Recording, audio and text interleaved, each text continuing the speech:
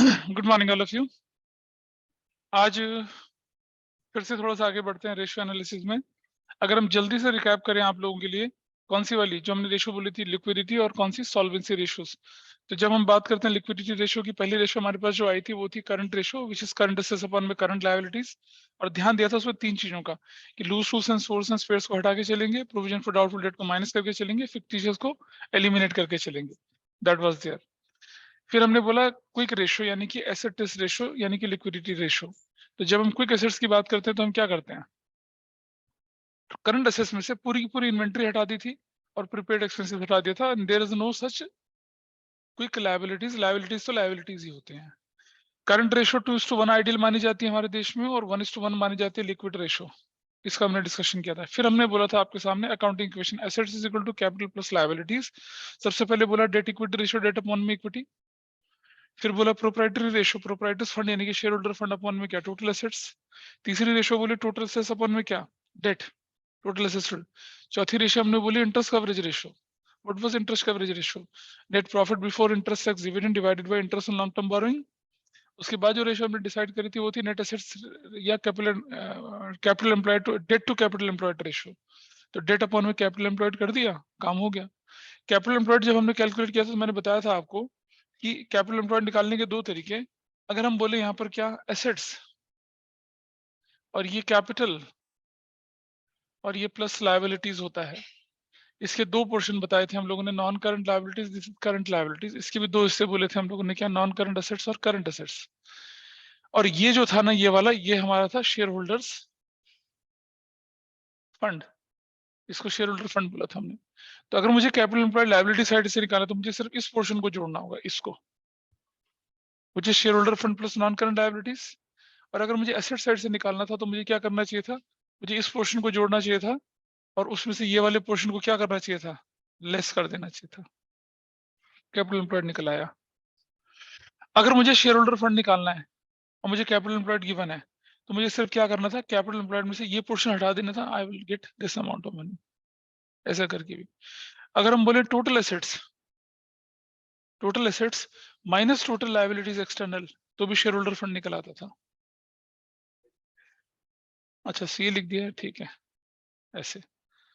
तो तब भी हमारा क्या आंसर निकल आता था।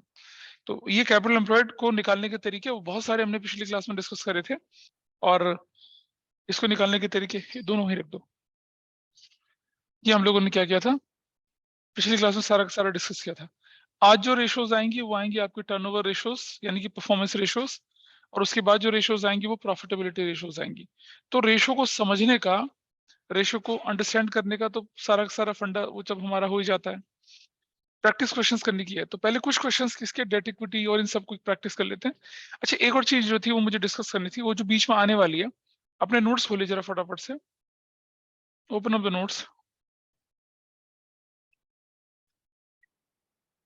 और नोट्स के सबसे लास्ट पेज में चले जाइए, सबसे लास्ट पेज पे।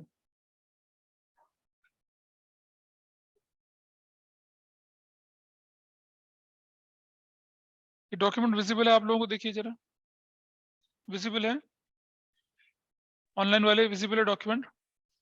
Yes, sir. Yes, sir. Yes. Just go to the last page. यहाँ रिमेंबर दैट, क्या लिखा है, रिमेंबर दैट। कहता है if opening stock is x and closing stock is twice of opening stock, closing stock x है and opening stock जो है वो ट्वाइस ऑफ एक्स है, तो क्लोजिंग स्टॉक 2x हो जाएगा। तो एवरेज क्या बनेगा, x plus 2x divided by 2 बनेगा। I think everybody is clear about this. इस एक्सप्रेशन का हम यूज करेंगे और शॉर्टकट में सिखा चुका हूं। अगर जीपी कॉस्ट पे होता है तो सेल्स पे कितना होगा, ग्रॉस लॉस अगर कॉस्ट पे होता है तो सेल्स पे कैसे निकलेगा, ये हम कर चुके हैं इस चीज को। If opening stock is x and closing stock is 20,000 more than the opening stock, then closing stock will be x plus 20,000 and average stock will be x plus 20,000 divided by 2। Basic unitary method का हम discussion यहाँ पर करके चल रहे हैं। अच्छा थोड़ा और आगे चलते हैं। ये दो एक्सप्रेशन ज्यादा अच्छे से यूज होते हैं। If opening stock is x and close, कौन है भाई,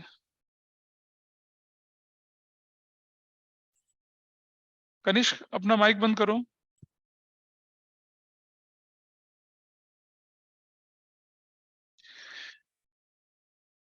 आइए देखें जरा, नेक्स्ट पॉइंट हमारे पास है कि if opening stock is x and closing stock is 1/4 of opening stock, then closing stock is what? Closing stock कितना दिख रहा है आपके पास? x/4 हो जाएगा, and average stock will be x plus x/4 divided by 2। I think this is clear to all of you. ठीक है, इसको थोड़ा सा अगर और डाइल्यूट करेंगे तो आपको आराम से दिख जाएगा ये। इसको डाइल्यूट करना मैथमेटिकली आता है। थोड़ा और आगे चलते हैं। If opening stock is x and closing stock is 2 times, opening stock x है, क्लोजिंग स्टॉक ट्वाइस है, तो कहानी बिल्कुल समझ, ट्वाइस मतलब दुगना, 2 टाइम्स मोर देन, ये बहुत इंपॉर्टेंट एक्सप्रेशन है। तो क्लोजिंग स्टॉक होगा x plus 2x, और अगर सिर्फ ट्वाइस है तो 2x होगा, लेकिन 2 टाइम्स है तो x plus 2x होगा। तो average stock will be x plus 2x divided by 2। 20% का मीन 20/100, 30% का मतलब 30/100, 33 1/3 का या 33.33 का मतलब क्या होता है? 1/3 होता है, 1/3 होता है। That's clear with everyone. और कई बार क्वेश्चन आता है कि कौन सी पार्टी के लिए कौन सी रेशियोज इंटरेस्टिंग होती हैं, इंपॉर्टेंट होती है? मैनेजमेंट के लिए प्रॉफिटेबिलिटी, एक्टिविटी, सॉल्वेंसी सारी, क्रेडिटर लिक्विडिटी, एक्विटी और सॉल्वेंसी पे ध्यान रखते हैं, share holder employees solvency and profitability पे ध्यान रखते हैं। ठीक है, उनका परफॉर्मेंस रेशियो से कोई लेना देना नहीं होता है। तो जो जो इंपॉर्टेंट पॉइंट था, एक तो वाला नंबर 4 और एक नंबर फर्स्ट वाला पार्ट ये वाला। फोर्थ पार्ट समझ में नहीं आया, रुक जाइए बताता हूँ। बेटा बोलता रहा हूँ तुम्हें मैं, फर्स्ट पार्ट देखो जरा, रुक जाओ मैं बताता हूँ। ये बता फर्स्ट पार्ट में क्या लिखा हुआ है? Tell me what is there in the first part, बोल। फर्स्ट बता क्या लिखा first? If opening stock is what? Opening stock x है, क्लोजिंग स्टॉक कितना बोल रहा है वो? ट्वाइस, ट्वाइस मतलब ये x यानी कि 2x, तो एवरेज क्या बना? x plus 2x divided by 2। Clear है फर्स्ट वाला? हाँ ना तो बोलेगा। अब बता फोर्थ वाला क्या था? ओपनिंग वाला क्या है? x, क्लोजिंग स्टॉक क्या बोला गया है? 2 टाइम्स, 2 टाइम्स तो ये हो गया 2x, मोर देन तो x plus 2x। अब एवरेज क्या बनेगा? Average x plus 2x divided by 4, 4x divided bye 4 क्या हो जाएगा? 2x। हाँ, एवरेज डिवाइड बाय 2 तो कर रखा है। 4x divided by 2 is equal to 2x, that will be your average, that will be your average. इस तरह के क्वेश्चंस हमारे पास आएंगे, बाद में आएंगे थोड़ा सा, लेकिन हम इसको अभी से ही लेके चलते हैं तो हमारे लिए चीजें करना आसान हो जाएगा। ठीक है जी, आइए कुछ क्वेश्चंस करते हैं बुक वाले, और अपनी बुक्स निकाल लीजिए सब लोग एक बार, कुछ क्वेश्चंस बुक के लेके चलते हैं और उसके बाद आगे बढ़ते हैं। दिखा दो, हाँ मैंने लिखा, नाम ही नहीं लिखा, दिस इज टू बैड।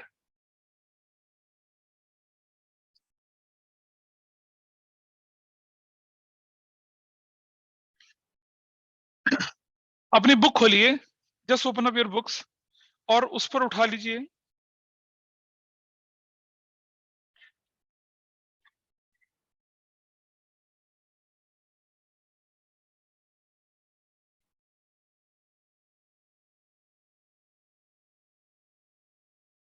हाँ, अपनी बुक खोलिए जरा जल्दी से, और क्वेश्चन नंबर 34, क्वेश्चन नंबर 34 निकालिए, page number 4.98। Question 34 page number 4.98 निकाल लीजिए जल्दी से जरा।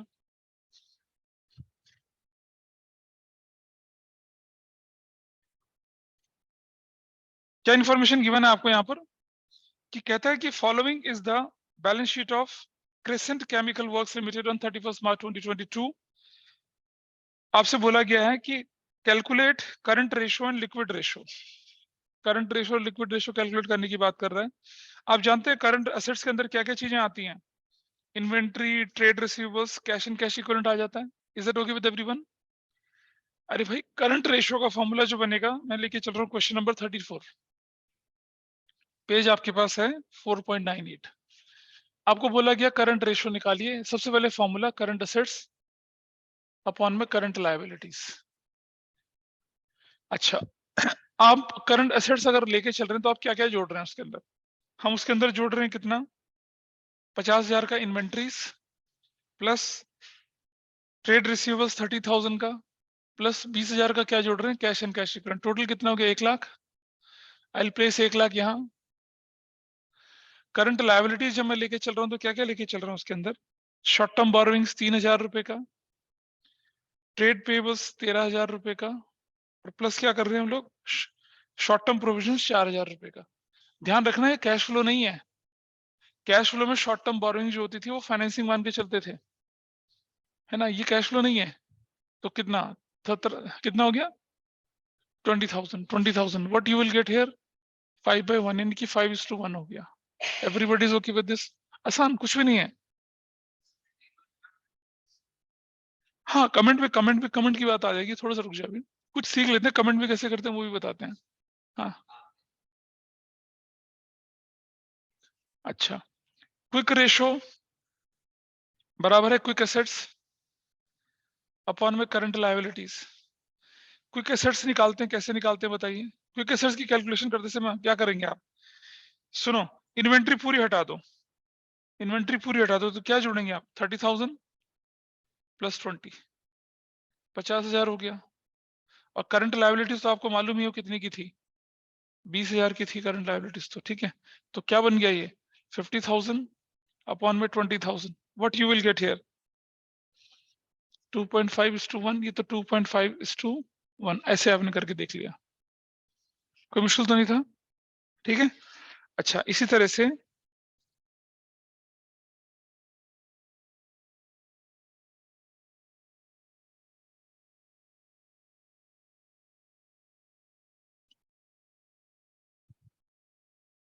आगे चलते हैं क्वेश्चन को, और क्वेश्चन नंबर 39 लेके चलिए, क्वेश्चन नंबर 39, इनफैक्ट 39 नहीं 36 लीजिए पहले तो, क्वेश्चन नंबर 36, क्वेश्चन नंबर 36 आपके पास क्या कहता है यहाँ पर कि calculate debt to equity ratio, अगर आपके पास इक्विटी शेयर हैं, जनरल रिजर्व्स हैं, एक्यूमुलेटेड प्रॉफिट्स हैं, 10% डिवेंचर्स भी और करंट लायबिलिटीज भी है, ये तो क्वेश्चन ओरल हो गया। बट डेट का मतलब क्या हुआ, लॉन्ग टर्म बोरोइंग्स जो कि कितनी है, ठीक है जी। इक्विटी का मतलब क्या हुआ, equity shares 5 lakh, reserves 90,000, accumulated profit 50,000, 5,9,590 और 640 हो गया, ठीक है जी। क्या बना आपके पास 6,40,000। मैं आपको सिर्फ ये जो क्वेश्चन ओरल हो रहे हैं उनकी बात कर रहा हूँ, रुक जा, कितना हो गया 1,30,000 अपॉन में क्या हो जाएगा, हाँ 6,40,000। सो what you will get here, जो भी निकल रहा है, हाँ वो तो दे ही रखा ना 0.203, 1 अपॉन में नहीं, ऊपर 0.203 अपॉन में 1, ऐसा करके निकला, आराम से हो गया। तो ये जो क्वेश्चन जैसे वाले दिख रहे हैं जनरली रूटीन में इसी तरह, अभी आपको क्या हो सकता है कि जैसे मान लो एक बैलेंस शीट दे दी आपसे और आपसे 4 रेशियो कैलकुलेट करवा ली कि भाई इसमें से आप, अब जैसे मान लो क्वेश्चन नंबर 34 ही है, क्वेश्चन नंबर 34 आपके सामने रखा है, क्वेश्चन नंबर 34 में डेट इक्विटी रेशियो निकालो जरा, कैसे निकलेगी क्वेश्चन 34 में, डेट निकालते समय क्या क्या आइटम डालूंगा मैं बताइए। क्वेश्चन नंबर 34 में अगर मैं लेके चलता हूँ डेट इक्विटी रेशियो तो क्या क्या लेके चलूंगा, हाँ रुक जाओ देखते हैं जरा, डेट में क्या, क्वेश्चन नंबर 34 में अगर मैं लेके चल रहा हूँ डेट इक्विटी रेशियो तो कैसे निकलेगी, डेट इक्विटी रेशियोस, जो कि डेट अपॉन में क्या होती है, इक्विटी होती है। क्वेश्चन नंबर 34 में डेट हमारे पास कितना दिख रहा है, डेट मतलब लॉन्ग टर्म डेट, और वो सिर्फ कितने का 25,000 रुपए का। जब हम इक्विटी की बात करते हैं तो क्या क्या जुड़ेगा, शेयर कैपिटल 70,000 का जुड़ेगा, 35,000 जुड़ेगा, एंड 25,000 अपॉन में कितना हो जाएगा, मतलब 5,000, that will be your answer. इसको सॉल्व कर देंगे, you will get your answer, आराम था। अच्छा अब अगर मैं बोलूं इसी के अंदर कि debt to capital employed ratio निकालनी तो कैसे निकलेगी, डेट डेट हाँ debt to capital employed ratio निकालनी है, वो कैसे निकलेगी, डेट अपॉन में क्या हो जाएगा, कैपिटल एम्प्लॉयड, ध्यान है जी कैपिटल एम्प्लॉयड। अच्छा डेट तो आपको पता कैसे निकलना है, कैपिटल एम्प्लॉयड कैसे निकलेगा, कैपिटल एम्प्लॉयड निकालना अगर है तो कैपिटल एम्प्लॉयड निकालना है। अब मैं देखो आपको एसेट्स और लायबिलिटी दोनों साइड से निकाल के दिखा रहा हूँ, है ना, बैलेंस शीट है ना पूरी की पूरी। जब पूरी बैलेंस शीट गिवन होती है तब आप एसेट्स लायबिलिटी किसी साइड से भी निकाल के देख सकते हैं। देखिए इस क्वेश्चन नंबर 34 की जो बैलेंस शीट हमारे पास है, सबसे पहले आप लेके चलिए लायबिलिटी साइड अप्रोच से। शेयर होल्डर फंड कितने का हुआ आपके पास? कैपिटल एम्प्लॉयड निकाल रहे हैं लायबिलिटी साइड से। बोलिए क्या क्या जोड़ना पड़ेगा? शेयर होल्डर फंड जोड़िए, कितने का share holder fund plus share holder fund की वैल्यू कितनी आई थी आपके पास?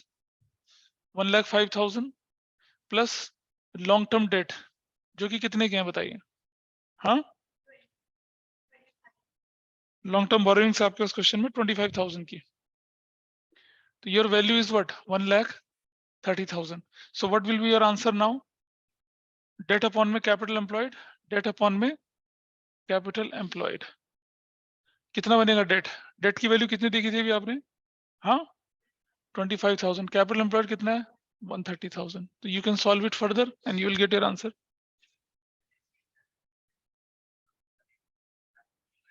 अरे वो तो बता रहा हूँ अभी, क्या बोला मैंने यहाँ पर? ये भाई क्या बोल रहा हूँ, ये लायबिलिटी है बेटा, सुन तो लीजिए, लायबिलिटी साइड अप्रोच है। बोल चल बोल।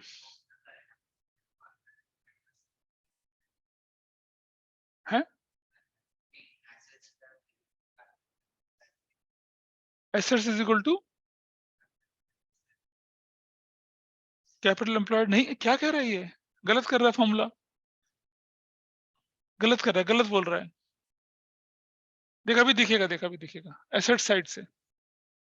इधर देख ले बेटा, तू उधर कंफ्यूजन मत पाल, इधर देख। आइए देखें जरा यहाँ पर, हम लोग लेके चलते हैं यहाँ पर क्या टोटल एसेट्स या नॉन करंट एसेट्स और current assets. Non current assets का टोटल बताओ कितना है यहाँ पर? Non current assets plus current assets, ठीक है, माइनस करंट लायबिलिटीज, ऐसे भी लेके चलते हैं। नॉन करंट एसेट्स का टोटल कितना कितना देखो यहाँ पर, 45 प्लस 5, 45,000 प्लस 5,000। करंट एसेट्स का टोटल बताइए कितना कितना दिख रहा है आपको? 50, 30 और 20 है ना? 50,000 प्लस 30,000 प्लस 20,000, ये माइनस करंट लायबिलिटीज कितने कितने की दिख रही है आपके पास? 3, 13 एंड 4, 3,000 प्लस 13,000 प्लस 4,000, ये what is this value? 50,000 minus 53 कितना हो गया? प्लस 1 लाख, ये हो गया। माइनस कितना हो गया? 14 दिन 17 दिन 20,000 हो गया। So what is your value? 150 minus 20,000, you will get what? 130। That's your answer. Capital employed निकल आया। अब तुम कौन सा फॉर्मूला बोल रहे हो? एसेट साइड से निकाला, लायबिलिटी साइड से निकाला, दोनों निकल आए आपके। Is it clear? आपके क्वेश्चन में बैलेंस शीट अगर पूरी की पूरी गिवन है तो आप इस तरह से इस आंसर को कैलकुलेट कर सकते हैं। अब इसमें आसान तरीका कौन सा है? तो उस तरीके से करिए।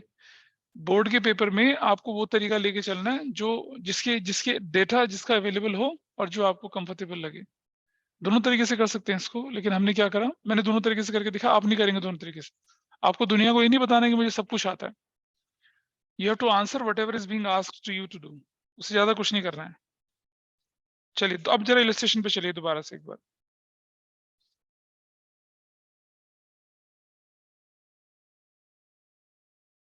इलस्ट्रेशन पे आइए जरा। हम लोग कौन से वाले पे पहुंचे थे पिछली बार? करंट वाले पे पहुंचे थे ना? 11 12 तक ही क्या था? इलस्ट्रेशन 13 एक इलस्ट्रेशन है और 14 जो है उसको जरा देखते हैं। मुझसे पूछ बेटा, सुन उसको, उससे नहीं मेरे से पूछ। हाँ, शेयर होल्डर फंड, हाँ plus non current liabilities, long term date का मतलब होता है नॉन करंट लायबिलिटीज, वो ऐड करा है। सब कुछ आपके नोट्स में गिवन है, बस सिर्फ उनको पढ़ना और प्रैक्टिस करनी है क्वेश्चंस की। देखिए इधर आगे चलते हैं। ये जो इंक्रीज डिक्रीज वाले क्वेश्चंस है ना बेटा, जो इंक्रीज डिक्रीज वाले क्वेश्चंस होते हैं, ठीक है, सुन रहे हो? इंक्रीज डिक्रीज वाले क्वेश्चंस को मैं थोड़ा सा आपके साथ बाद में लेके चलूंगा। वो उसका एक अलग से शीट बना रखी है, अलग से डॉक्यूमेंट है। इंक्रीज डिक्रीज जब सारी रेशो आपको कंफर्टेबल हो जाएंगी, then I will take increase decrease वाला पार्ट, ठीक है। क्वेश्चन 13 आपके पास कहता है कि भाई आपकी जो करंट रेशो थी वो 1.5:1 थी, 1.5:1 थी, ध्यान रखना। तो इलस्ट्रेशन 13 है आपके पास ये, and this is page number 4.11। ये आपसे कहता है कि करंट रेशो यानी कि करंट एसेट्स अपॉन में करंट लायबिलिटीज जो थी वो कितनी थी 6 लाख अपॉन में 4 लाख वो 1.5 अपॉन में 1 ये रेशो आपके पास। The firm interested is in maintaining current ratio is 2:1। Firm चाहती है कि हम रेशो कितनी बनाए 2:1 बनाए by paying a part of current liabilities. Current liability pay करना चाहता है, ठीक है, ध्यान से सुनेंगे। Let current liability to be paid off X है, तो क्या होने वाला है देखो 6 लाख अपॉन में 4 लाख, यहां से वो करंट लायबिलिटी निकलेगी और करंट लायबिलिटी जो निकलती है वो करंट एसेट से तो निकलती है पैसा, वो फिक्स एसेट से थोड़ी निकलता है। क्या कभी सुना है कि अपने वर्कर को सैलरी दे रहे हो बिल्डिंग बेचकर, मशीनरी बेचकर? नहीं। करंट लायबिलिटी की जो पेमेंट होगी that will be out of current assets only, और उसमें से कैश होगा, कैश इक्विवेलेंट से होगा। तो अगर मैंने न्यूमरेटर से डिनोमिनेटर से कुछ माइनस किया तो न्यूमरेटर से भी वही माइनस होगा, and then this ratio is going to be 2:1। ये कहता है वो। जब मैं करंट लायबिलिटी पे करूंगा तो ऑब्वियसली करंट एसेट्स भी घटेगा, and then they want the ratio should be कितना 2:1। क्रॉस मल्टीप्लीकेशन करें तो क्या होता है देखिए 12 lakh minus 2x is equal to 8 lakh minus 2x। x 12 lakh minus 2x, sorry ये गलत बोल दिया, 6 lakh minus x is equal to 8 lakh minus 2x। x को इस तरफ कर दिया तो कितना हो गया x इज इक्वल टू कितना हो गया, हाँ भाई, और ये उधर कर दिया तो कितना हो गया 2 लाख हो गया। तो आपको कितना पे करना है रेशो को, रेशो को क्या करने के लिए, रेशो को 2:1 करने के लिए? बताओ कितना हल्का फुल्का क्वेश्चन 2004 के, 2004 तो मतलब तब आपको जन्म भी नहीं हुआ था, है ना, तब आया था क्वेश्चन, ठीक है। अच्छा, इलस्ट्रेशन 14 देखिए क्या लिखा हुआ है यहाँ पर कि a form, I think this part is okay with everyone, online offline में जो भी बैठे हैं उनके लिए ठीक है ना, everybody is clear this part, ये वाला कि रेशो के अंदर वो बदलाव चाहते हैं तो कैसे करें? Yes sir. ठीक है, आगे देखते हैं। A firm had current assets 3 lakh. It paid current liability 60,000. After the payment, current ratio is 2:1. After the payment, current ratio is 2:1. Calculate the current liabilities and working capital after and before. After and before payment. After and before payment बोला हुआ, ठीक है। आपकी book में current liabilities after payment x बोला हुआ है, मैं मान के चलता हूँ current liability before payment x. मैं इसको दूसरे तरीके से करता हूँ, ठीक है। आपकी बुक में तो कर रहा है, आपके सामने एक प्रोविजन हो गया, मैं इसे दूसरे तरह से करके दिखाता हूँ। देखो इलस्ट्रेशन नंबर कितना है 14, हाँ 14 है। क्वेश्चन कहता है कि करंट लायबिलिटी पे कर दी, बिफोर और आफ्टर वाला हिसाब निकालना है ना। आपके सॉल्यूशन में दे रखा है कि let current liability after payment is x. मैं बोलता हूं let current liabilities before payment is x, before payment is x, correct. और आपको क्या निकालना है, बिफोर आफ्टर करके निकालना है। तो चलो हम बोलते हैं यहाँ पर करंट लायबिलिटीज बराबर क्या होती है, करंट एसेट्स अपॉन में एक्स बिफोर वाला। मैं बोल रहा हूँ current ratio before payment current ratio कितनी थी, करंट एसेट्स अपॉन में एक्स, यही तो। अच्छा जी, after the payment current ratio is 2:1, before payment ये है, ठीक है। चलो जी, अब मैं बोलता हूं करंट रेशो आफ्टर पेमेंट, तो क्या बनेगा वो करंट एसेट्स अपॉन में एक्स माइनस 60,000, यहां से भी करूंगा तो माइनस 60,000 वहां से भी करूंगा, एवरीबॉडी इज ओके। तब क्या हो रही है, ये ऐसे हो रही है, एग्री कर रहे हो? हमारे पास करंट एसेट्स नहीं है, करंट एसेट्स क्वेश्चन में है क्या, करंट एसेट्स है 3 लाख रुपए की, ठीक है। तो हम क्या करते हैं यहाँ पर 3 लाख माइनस 60,000 अपॉन में एक्स माइनस 60,000 करता हूँ, तो क्या निकल आएगा 2 अपॉन में 1, ऐसे करके आ जाएगा। डाउट है कुछ? क्रॉस मल्टीप्लीकेशन करेंगे तो क्या हो जाएगा, ये ऊपर वाली वैल्यू तो 240 रहेगी, ठीक है, और ये कितना हो जाएगा, ये वाला वैल्यू बराबर है 2x माइनस 120। अब x को यही रहने दो, इसको इधर ले आओ, तो 2x इज इक्वल टू कितना हो जाएगा 120। एग्री करते हो? क्या कह रहे हो यार तुम? हाँ रुक जा, 2x इधर कर देंगे तो 360 हो जाएगा, और x कितना हो जाएगा? 360 अपॉन में 2, 180 हो जाएगा। तो आपने क्या कैलकुलेट कर दिया? बिफोर कैलकुलेट कर दिया। इसमें 60 माइनस करो तो क्या आ जाएगा? आफ्टर आ जाएगा। वो बुक ने क्या कर रखा है? आफ्टर पेमेंट करके कर रखा है। तो आप हाँ उस तरह से, दोनों तरीके से कर सकते हैं आप इसको। ये तरीके से भी हुआ, दूसरे तरीके से हुआ। Is that okay? डाउट? हाँ बोलो। ठीक है। हाँ, अभी जब करंट एसेट्स आ गया तुम्हारे पास, क्या निकला तुम्हारा? X is what? Current liability निकला है ना? कौन सा, बिफोर पेमेंट या आफ्टर पेमेंट? Before payment. ठीक है, तो बिफोर पेमेंट कर वर्किंग कैपिटल कितना? वर्किंग कैपिटल बिफोर पेमेंट कितना बनेगा? Current assets minus current liabilities. Before payment current assets कितने की थी? हाँ 3 लाख। और बिफोर पेमेंट करंट लायबिलिटी कितनी थी? 180। What was your working capital? 120। Correct. Working capital before payment, working capital after payment. अगर मैं बोलूं तो, वैसे बोला नहीं है ऐसा करने के लिए, निकालूं तो मुझे बताइए करंट एसेट्स की वैल्यू कितनी थी? 3 लाख। 60 माइनस कर दूंगा उसमें से तो क्या हो जाएगी वैल्यू? 240। इसकी वैल्यू कितनी थी? 120। 60 माइनस कर दूंगा तो क्या रह जाएगा? 60।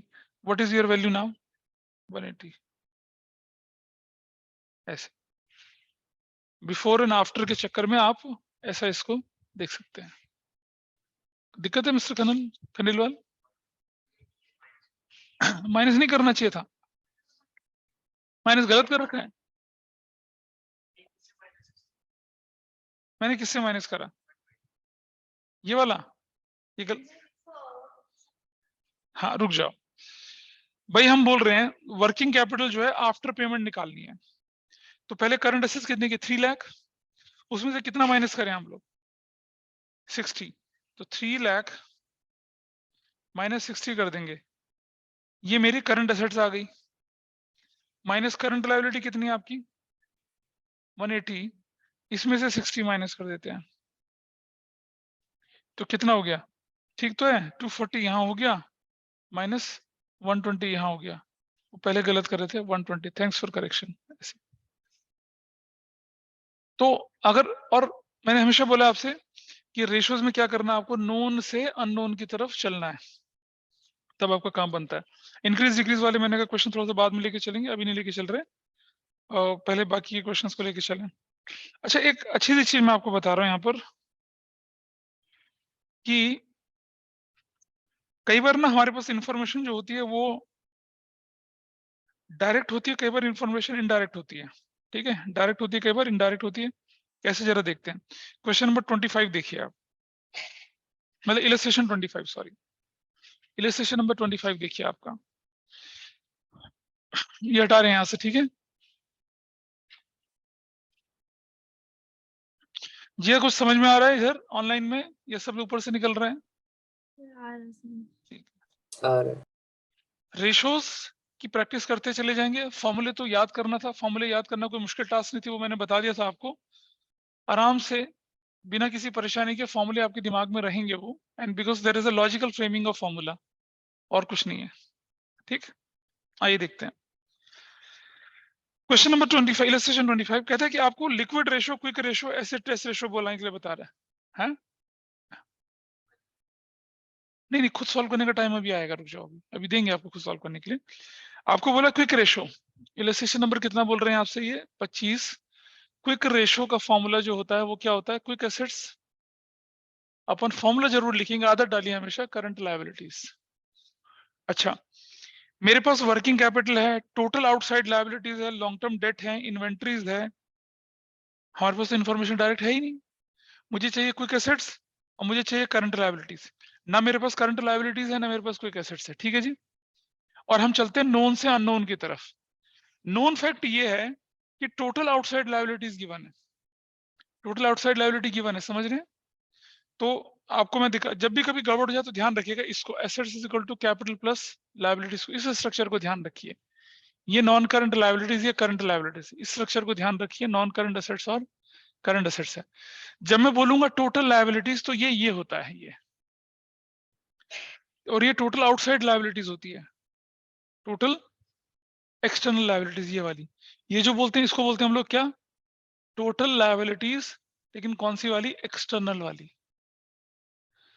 और कैपिटल भी मिला दूं, कैपिटल का मतलब क्या हो गया, शेयर होल्डर्स फंड। अगर इसको भी मिला दूं तो टोटल लायबिलिटी, टोटल एसेट्स बराबर टोटल लायबिलिटी में शेयर होल्डर फंड भी इंक्लूड होता है, क्योंकि वो तो इंटरनल लायबिलिटी है। ठीक है, अच्छा अब आप चलो देखिए इस पे हमारे पास क्या गिवन है, मैं लिखता हूं यहां पर क्या, टोटल आउटसाइड लायबिलिटीज बराबर क्या होता है, क्या होता है, non current liabilities plus current liabilities. Everybody is okay with this. Total outside liabilities कितने की, 390 की। नॉन करंट लायबिलिटीज कितने की दे रखी है, 3 लाख की। लॉन्ग टर्म डेट वही तो हुआ, करंट लायबिलिटीज मुझे पता नहीं। सो करंट लायबिलिटीज हमारे पास क्या हो जाएगी अब, 390 minus 3 lakh, that will B 90,000। I hope this is fine with everyone. मुझे करंट लायबिलिटीज निकल आया। अब मेरे पास इंफॉर्मेशन क्या दे रखी है, वर्किंग कैपिटल, जो कि किसके बराबर होता है, current assets minus current liabilities के बराबर होता है ना, जो कि कितना दे रखा है आपके पास क्वेश्चन में, 1,80,000 दे रखा है। अब मुझे बताइए, करंट एसेट्स आपको मालूम नहीं है, पर करंट लायबिलिटी आपको मालूम है 90,000 की and 180। So can I calculate current assets, कैसे, 180 प्लस 90, दैट विल बी कितना, 270। Got it, I got this figure, I got this figure. Let, किसमें से, हाँ अभी करेंगे ना, रुक जाओ। हमारे पास करंट एसेट्स आ गया, हमारे पास करंट लायबिलिटी आ गया। अब मैं सीधा करंट एसेट्स अपॉन में करंट लायबिलिटी करता हूं तो मेरा आंसर गलत हो जाएगा, क्योंकि अभी मुझे क्या करना है, क्विक एसेट्स निकालना है। वो कैसे निकलता है, 270 माइनस इन्वेंट्री। इन्वेंट्री कितने की दे रखी है आपके उस क्वेश्चन में, 90,000 की दे रखी है, तो आई विल गेट कितना, 180। So now current quick assets is 180 upon में क्या चीज, और करंट लायबिलिटी कितना, 90। तो दिस रेशियो 2 अपॉन में, यानी कि 2:1, दैट्स योर आंसर। आप डायरेक्ट से किस तरफ चले गए, मतलब नोन से अननोन की तरफ गए हैं। नोन सिर्फ आपके से एक फैक्ट था कि टोटल आउटसाइड लायबिलिटीज, उसके साथ आपने बाकी की इंफॉर्मेशन को करा और आगे बढ़ गए। देखिए अगला, देखिए इलस्ट्रेशन 27, देखिए इलस्ट्रेशन 27, ये वो इलस्ट्रेशन है जो कि वर्थ शेयरिंग है, वर्थ डूइंग है। ठीक है, जरा सा क्वेश्चन में हल्का सा ट्विस्ट आता है तो हम लोग घबरा जाते हैं, पर ऐसा कुछ भी नहीं है। आपके पास करंट रेशो दे रखी है और क्विक रेशो दे रखी है और इन्वेंट्री दे रखी है और बाकी सब गायब है। करंट रेशो गिवन है, क्विक रेशो गिवन है और इन्वेंट्री दे रखा है, बाकी सब। इलस्ट्रेशन 27 पे इंपॉर्टेंट लगाना। आइए देखते हैं।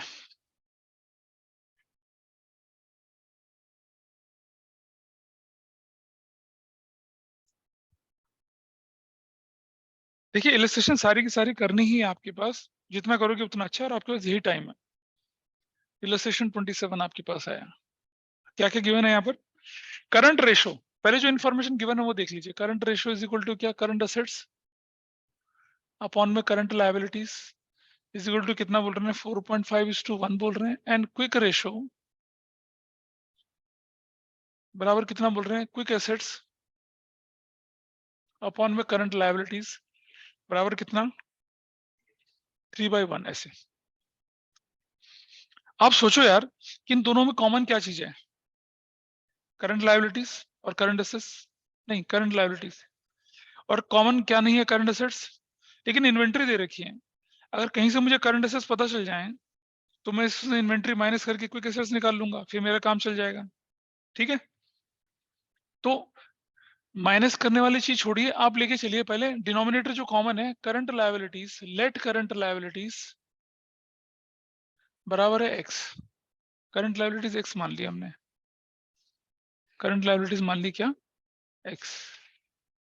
ठीक है जी, तो जरा देखें क्वेश्चन के अंदर अब, therefore current ratio is equal to क्या हो जाएगा, करंट एसेट्स अपॉन में एक्स इज इक्वल टू कितना हो जाएगा, 4.5:1, यानी कि करंट एसेट्स जो हमारे पास है वो कितनी हो जाएंगी, 4.5x। Everybody is okay with this, हाँ या ना। करंट एसेट्स की हमने एक वेग सी वैल्यू निकाल ली। अब हम जानते हैं क्या कि क्विक एसेट्स जो होगा वो कैसे निकलेगा, करंट एसेट्स माइनस इन्वेंट्री, ठीक है जी। 4.5x इन्वेंट्री कितने की है? 3 लाख ना, 3 लाख। क्विक एसेट्स निकला, यहाँ तक ठीक है सभी लोग? बताइए, इधर तो कोई दिक्कत नहीं है? बोलो भाई, ऊपर से निकल रहा है, बोल सनत, ऑनलाइन में, ओके। और क्विक रेशो का फॉर्मूला जो होता है वो क्या होता है? क्विक एसेट्स अपॉन में करंट लायबिलिटीज। जो कैसे हो जाएगा हमारा? क्विक एसेट्स हो जाएगा 4.5x माइनस 3 लाख अपॉन में x इज इक्वल टू कितना? 3/1। Everybody is okay with this? क्या मैं ये एक्सप्रेशन रख सकता हूँ? 4.5x करंट एसेट्स थी minus inventory divided by x, तो क्रॉस मल्टीप्लीकेशन करेंगे तो क्या हासिल होगा हमारे पास? 4.5x minus 3 lakh is equal to 3x। Okay, इधर कर दिया 4.5x minus 3x is equal to कितना हो गया? 3 लाख। कितना हो गया? 1.5x इज इक्वल टू कितना हो गया? 3 lakh. And x is equal to कितना हो गया? 3 लाख अपॉन में 1.5, पॉइंट से हटा के 0, तो कितनी बननी आ गई वैल्यू? कितनी वैल्यू आ गई? कितना आ गया? 2 लाख 15, 2 लाख x निकल आया आपके पास। अब जब आपके पास x निकल आया तो अब आपके पास क्या रहता है करने के लिए? बताइए। x की वैल्यू पुट कर दो, x की वैल्यू पुट कर दो। हमें निकालने के लिए क्या कर रहा है ये? हमें बोल रहा है कि अब आप देखिए क्या निकला, x is equal to what? Current liabilities, जो कि कितनी निकल आई हैं? 2 लाख निकल आई हैं। वहां देखिए करंट एसेट्स कितना था आपका? करंट एसेट्स देखो जरा, करंट एसेट्स कितना था? 4.5 ऑफ 2 लाख था ना? हाँ या ना बताइए, कितना वो बताइए? हाँ, 9 लाख।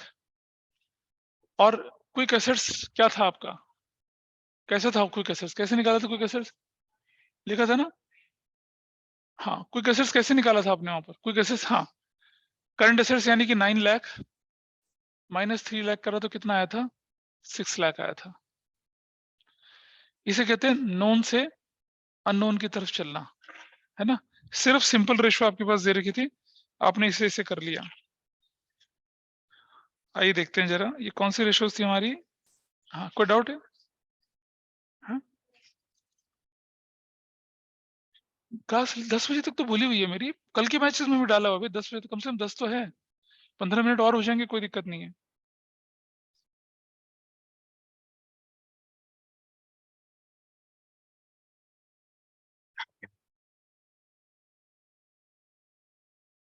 क्वेश्चन नंबर, अबे चुप हो जाओ। क्वेश्चन नंबर 25, क्वेश्चन नंबर 25 अपनी बुक का 4.97 पेज, इसे करिए 97। क्वेश्चन नंबर 25 करेंगे। क्वेश्चन नंबर 25,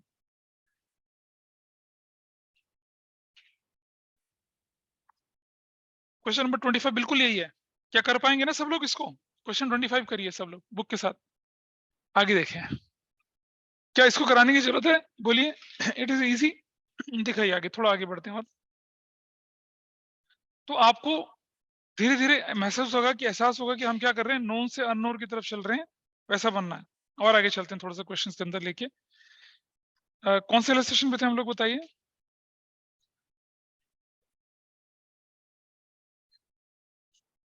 और आगे चलते हैं थोड़ा सा।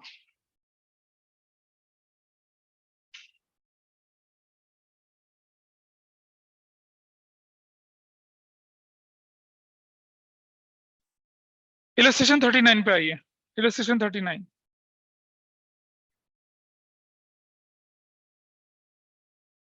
इलस्ट्रेशन 39 बच्चा को बहुत बच्ची सी इलस्ट्रेशन है। इलस्ट्रेशन नंबर 39 बुक कहाँ है?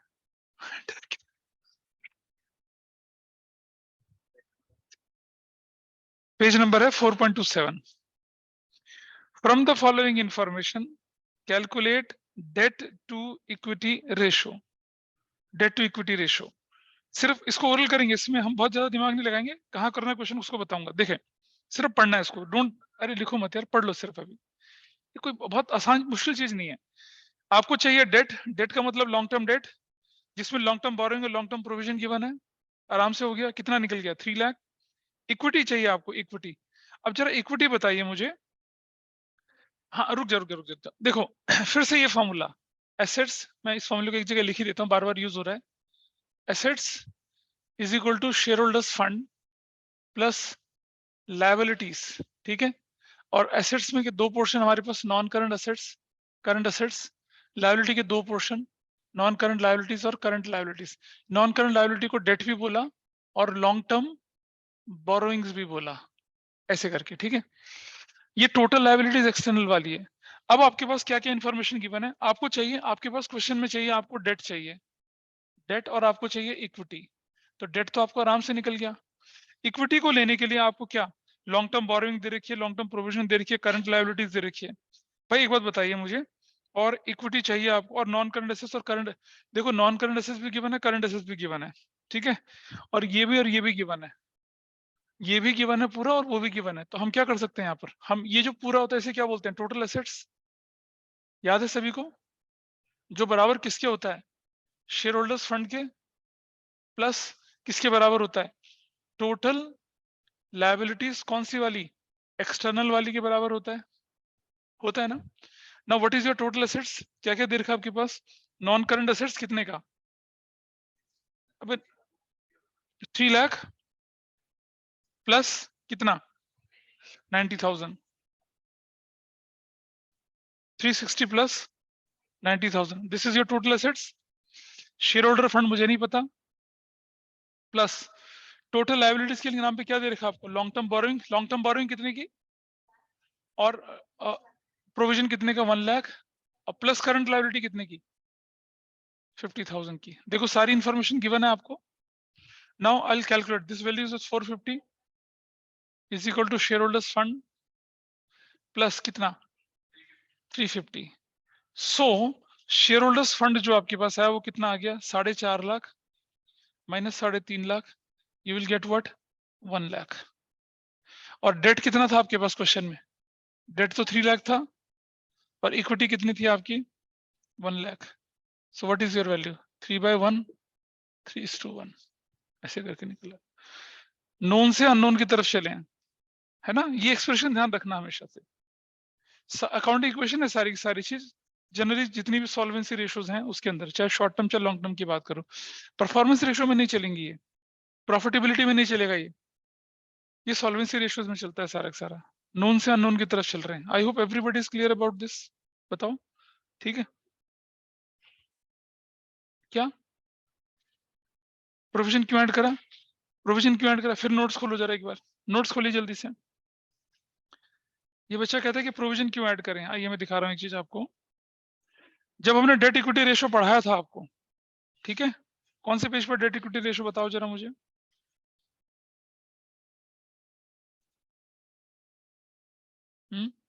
हाँ, Page 4. पेज नंबर 5 पे आ जाइए। पेज नंबर 5 पे जब हमने बोला equity is also called shareholder funds और प्रोप्राइटर्स फंड और नेटवर्थ, इसके नीचे दिख रहे हैं long term debt, it includes long term borrowings, long term loans whether secured और unsecured, debenture, bond, term loans from financial institutions, bank, public deposits, mortgage loan, other loans and advances, long term provisions and other long term liabilities. अभी जो long term provision क्यों जोड़ा जा रहा है, मैं नहीं बोल रहा, कंपनीज एक्ट बोल रहा है। तो मैंने कहा था ना चैप्टर 1 ढंग से पढ़ेगा, इसका रेशियो में जगह जगह इस्तेमाल होता है, इसका कैश फ्लो में इस्तेमाल होता है, तो हो रहा है ना इस्तेमाल। इसलिए तो चैप्टर 1 पहले पढ़ा था ढंग से, और अच्छा खासा टाइम लगा के पढ़ा था। तो अब इस तरह की बातें बोल के दिल ना दुखाया करो यार तुम, कि लॉन्ग टर्म प्रोविजन क्यों जोड़ा। बैलेंस शीट के कंपोनेंट हैं, अच्छे से डिस्कस करे हुए हैं। और आगे चलें जरा। This is clear. 39 illustration 39 is okay with everyone. चलो आगे चलते हैं जरा। इलस्ट्रेशन 41 पे चलिए। इलस्ट्रेशन 41 जल्दी से क्या कहती है इलस्ट्रेशन 41? फिर से आपको डेट इक्विटी निकालना है, और इस पर इंपॉर्टेंट लगाना, ये क्वेश्चन है एक डाइसी क्वेश्चन है, थोड़ा सा डाइसी क्वेश्चन है। नहीं, ये डाइसी नहीं, डाइसी आगे आएगा अभी। क्या मैं डेट ढूंढ पाऊंगा? डेट, क्या इस क्वेश्चन में मुझे डेट मिल रहा है? कैसे निकाला? Long term borrowings plus long term provision, 4 lakh निकल आया। क्या इस क्वेश्चन में मैं इक्विटी ढूंढ पाऊंगा लॉन्ग टर्म? अबे लोन्स एंड एडवांसेस हमने दे रखे होते हैं किसी को, एसेट्स होती है हमारी, वो तो एसेट्स होती है हमारी, वो थोड़ा ही।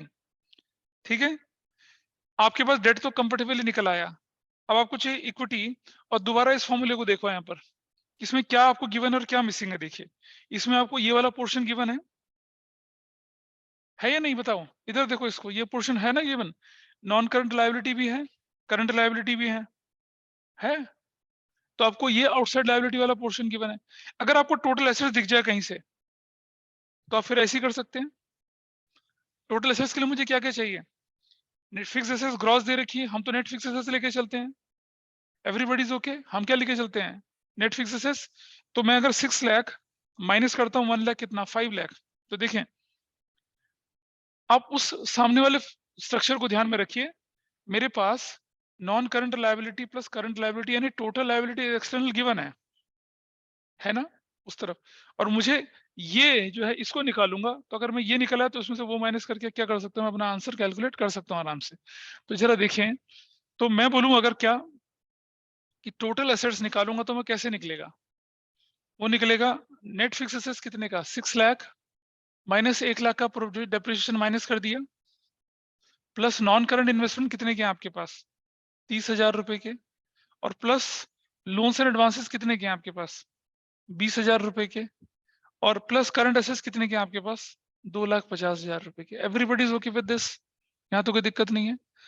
हमने देखा था ना, हमने टेंजिबल एसेट्स जो होती थी उसे डिप्रिसिएशन माइनस करके निकालते हैं हमेशा से, कैश फ्लो में पढ़ के आए हैं आप लोग, मशीनरी की value gross minus accumulated depreciation, net value पे लेके चलते हैं चीजों को, नहीं नेट फिक्स एसेट्स भाई, net fix assets depreciation minus करने के बाद। ना what is your total assets का टोटल कितना आया 5 लाख 30 50 550 7 8 लाख आ गया आपके पास टोटल एसेट्स। और आप जानते हैं कि total assets is equal to share holders fund plus total liabilities, कौन सी वाली, एक्सटर्नल वाली, एक्सटर्नल वाली। करंट एसेट्स क्यों जोड़ा, जोड़ तो रखा है 250, ये करंट एसेट्स तो है। तो अब टोटल एसेट्स आपके पास था 8 लाख रुपए का, शेयर होल्डर्स फंड हमें पता नहीं है, टोटल लायबिलिटीज कितने कितने की दे रखी है आपके पास, लॉन्ग टर्म बोरोइंग कितने का है 3 लाख का, प्लस 1 लाख रुपए का long term provisions, plus current liability भी दे रखी है आपको कितने की 2 लाख रुपए की। तो आपका वैल्यू कितनी निकल आई है, this is 8 lakh, this is share holders fund, और 3 और 1 4 2 6 लाख ही निकल आया। सो शेयर होल्डर्स फंड जो है हमारे पास कितना निकल आया 8 लाख माइनस 6 लाख बराबर है 2 लाख, दैट्स योर आंसर। अब आपके पास इक्विटी भी है और आपके पास क्या है, डेट भी। डेट तो क्वेश्चन में गिवन है ऑलरेडी भाई, डेट कितने का आपके पास, debt is 3 lakh plus 1 lakh बराबर है 4 लाख का। तो फॉर्मूला जो आपका बना डेट अपॉन में इक्विटी, वो क्या बना आपका, डेट आपके पास है 4 लाख, इक्विटी कितने का आपके पास 2 लाख ना, so your ratio is 2/1 2:1, that's your answer. सिर्फ और सिर्फ अकाउंटिंग इक्वेशन के आसपास अगर आप चलेंगे तो आपकी मेजर प्रॉब्लम क्या हो जाएंगी, सॉल्व हो जाएंगी, है ना। अच्छा, अब आगे देखेंगे आप, वो जो बैलेंस शीट वाला था वो तो मैंने बता ही दिया था कैसे करना है बैलेंस शीट वाले पार्ट में, बोलिए।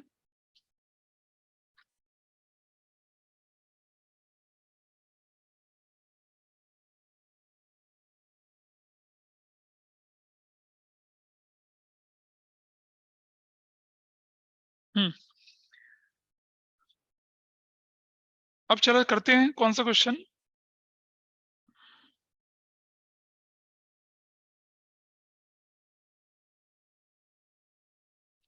इलस्ट्रेशन नंबर 44 देखिए आप, या रुक जाइए, इलस्ट्रेशन नंबर 43 देखिए, 2020 कंपार्टमेंट में आया हुआ क्वेश्चन है,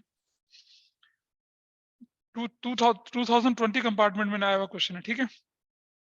इसे करिए अपने आप जरा, इलस्ट्रेशन 43 अपने आप करिए, आंसर छुपा के करना, illustration 43, don't look at the answer, जो भी आपने सीखा उसको यूज करिए। इलस्ट्रेशन 43, सोचिए कंपार्टमेंट में आया हुआ क्वेश्चन में कि आपके पास वो इक्वेशन का बेस आपके पास है, तो डेट तो निकल आया, long term borrowing, long term provisions, debt निकल आया, ठीक है। नॉन करंट एसेस और करंट एसेस भी दे रखी थी आपके पास, तो टोटल एसेस आ रखी थी और टोटल डेट माइनस। अभी क्योंकि हम 2-3 क्वेश्चन कर चुके तो हम इस बेस पे पहुंचे हैं। जो लोग प्रैक्टिस करके नहीं जाते उनके लिए तो मुश्किल ही है ना। ये भी तुम्हारे स्कूल के एग्जाम में आ जाए, बहुत लोग गलत करेंगे इसे, क्योंकि उन्होंने क्या कर रखा है, रेशो के फॉर्मूले रटे हुए हैं और रेशो कैसे जन्म आया था वो नहीं समझा। हमने तो सीखा ना रेशो का जन्म कैसे हुआ, तो हमें तो बहुत आसान लग रही हैं सारी चीजें, ठीक है। दैट इज एन अप्रोच, इसे कहते हैं क्या, लॉजिक बेस्ड अप्रोच से क्वेश्चंस करना। तुम सोचो सिर्फ फॉर्मूले रट के तुम कर लोगे सॉल्व, कि भाई क्या, कि हमारा जो होता है share holder fund is total ये माइनस वो, ऐसा करके नहीं। हमें तो देखना है कि नोन से अननोन की तरफ चलना है। एंड आपने इसे ओरल सॉल्व कर लिया, कोई मुश्किल तो नहीं पड़ी ना, बिल्कुल ओरली सॉल्व कर लिया। और देखें आगे जरा, ऐसे इलस्ट्रेशन 44 है, सिर्फ पढ़ के ही समझ में आ जाएगा क्या हो रहा है। शेयर होल्डर फंड दे रखा है, हम समझ रहे हैं बात को। Share holder fund, total liabilities दे रखी है, करंट लायबिलिटीज है, तो दिमाग में तुरंत चलता है तुरंत से क्या, कि टोटल में से करंट माइनस कर दूंगा तो क्या आ जाएगा, ठीक है। पर गड़बड़ कर रहे हो, टोटल लायबिलिटीज एक्सटर्नल नहीं बोली हुई है, समझ रहे हो। टोटल लायबिलिटीज जो है वो क्या बोली हुई है आपकी, टोटल लायबिलिटीज। इन्होंने गलत कर रखा है वैसे, ये इसको करेक्शन गलत है, गलत कर रखा है। टोटल लायबिलिटी के ब्रैकेट में एक्सटर्नल चलना था, क्योंकि टोटल लायबिलिटी में तो शेयर होल्डर फंड भी इंक्लूड हो गया। टोटल लायबिलिटीज हम, टोटल का मतलब है इसमें शेयर होल्डर फंड, इसके ब्रैकेट में ठीक करिए, इसको ठीक करिए, टोटल लायबिलिटी ब्रैकेट में एक्सटर्नल करिए इसको। उसमें प्रॉब्लम ये होगी कि इस टोटल लायबिलिटी में शेयर होल्डर फंड भी जुड़ा हुआ है, तो 4 लाख बच गए फिर तो। अच्छा वैसे भी हो रहा है, अच्छा रुक जाइए, फिर मत करिए करेक्शन, सॉरी सॉरी इसका देखिए, टोटल लायबिलिटीज कितने की आपके पास, 18 लाख की। टोटल लायबिलिटी में से मैं हटा देता हूँ शेयर होल्डर फंड, तो मेरे पास बच गया क्या, टोटल लायबिलिटीज एक्सटर्नल कितने की, आपके पास टोटल लायबिलिटीज है कितने की, 18 लाख की। Everybody is okay with this. कौन सा इलस्ट्रेशन है ये, 44, हाँ हाँ, सॉरी स्कैंडी, हाँ, 2 बार कटवा दिया। आप समझ पा रहे क्या गड़बड़ हो रही है क्वेश्चन में,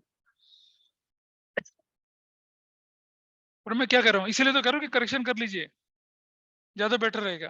क्योंकि आपने लॉजिक पढ़ा है कि जब हम टोटल एसेट्स बोल रहे हैं तो क्या होता है, it is share holder fund plus external. तो अब आप अपनी बुक में करेक्शन कर लेंगे और क्या लिखेंगे उसको, बहुत मोटा हो जाएगा। अच्छा, तो टोटल लायबिलिटीज 18 लाख की है, इसे एक्सटर्नल मानिए, एक्सटर्नल। और आप जानते हैं ये किसके बराबर होती है, non current liabilities plus current liability के बराबर।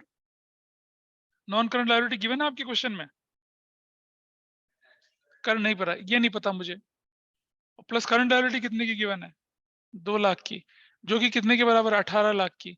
सो what you will get, non current liability आ जाएगी कितने की आपकी, 16 लाख की। निकल आई, डेट निकल आया। और इक्विटी कैसे निकली, इक्विटी दे ही रखी है।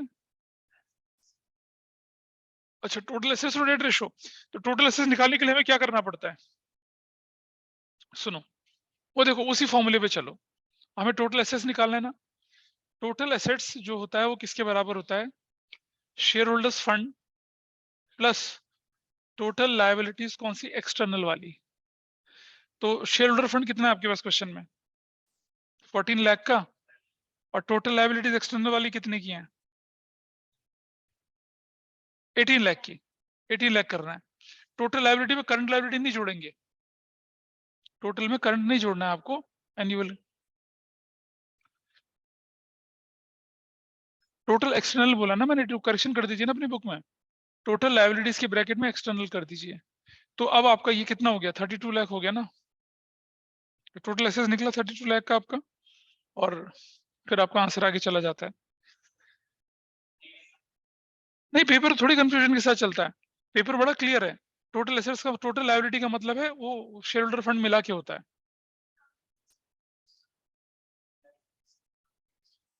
नहीं ऐसा नहीं करना, टोटल लायबिलिटी बिल्कुल,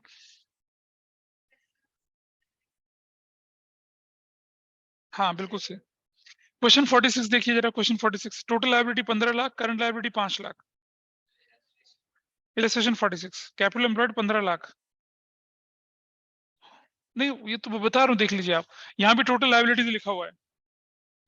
आपको टोटल लायबिलिटी जब लिख के देगा तो आपको स्पेसिफिक होना है कि वो एक्सटर्नल है या फिर, देखिए क्योंकि अगर टोटल लायबिलिटीज आपके पास दे रखा है तो हम उसको लेके चल, टोटल लायबिलिटी का मतलब generally in general total liability है तो उसका मतलब क्या है, शेयर होल्डर फंड प्लस वो भी है, लेकिन टोटल लायबिलिटी एक्सटर्नल करके क्वेश्चन स्पेसिफिक हो जाता है। हाँ, इस 46 में भी देखो टोटल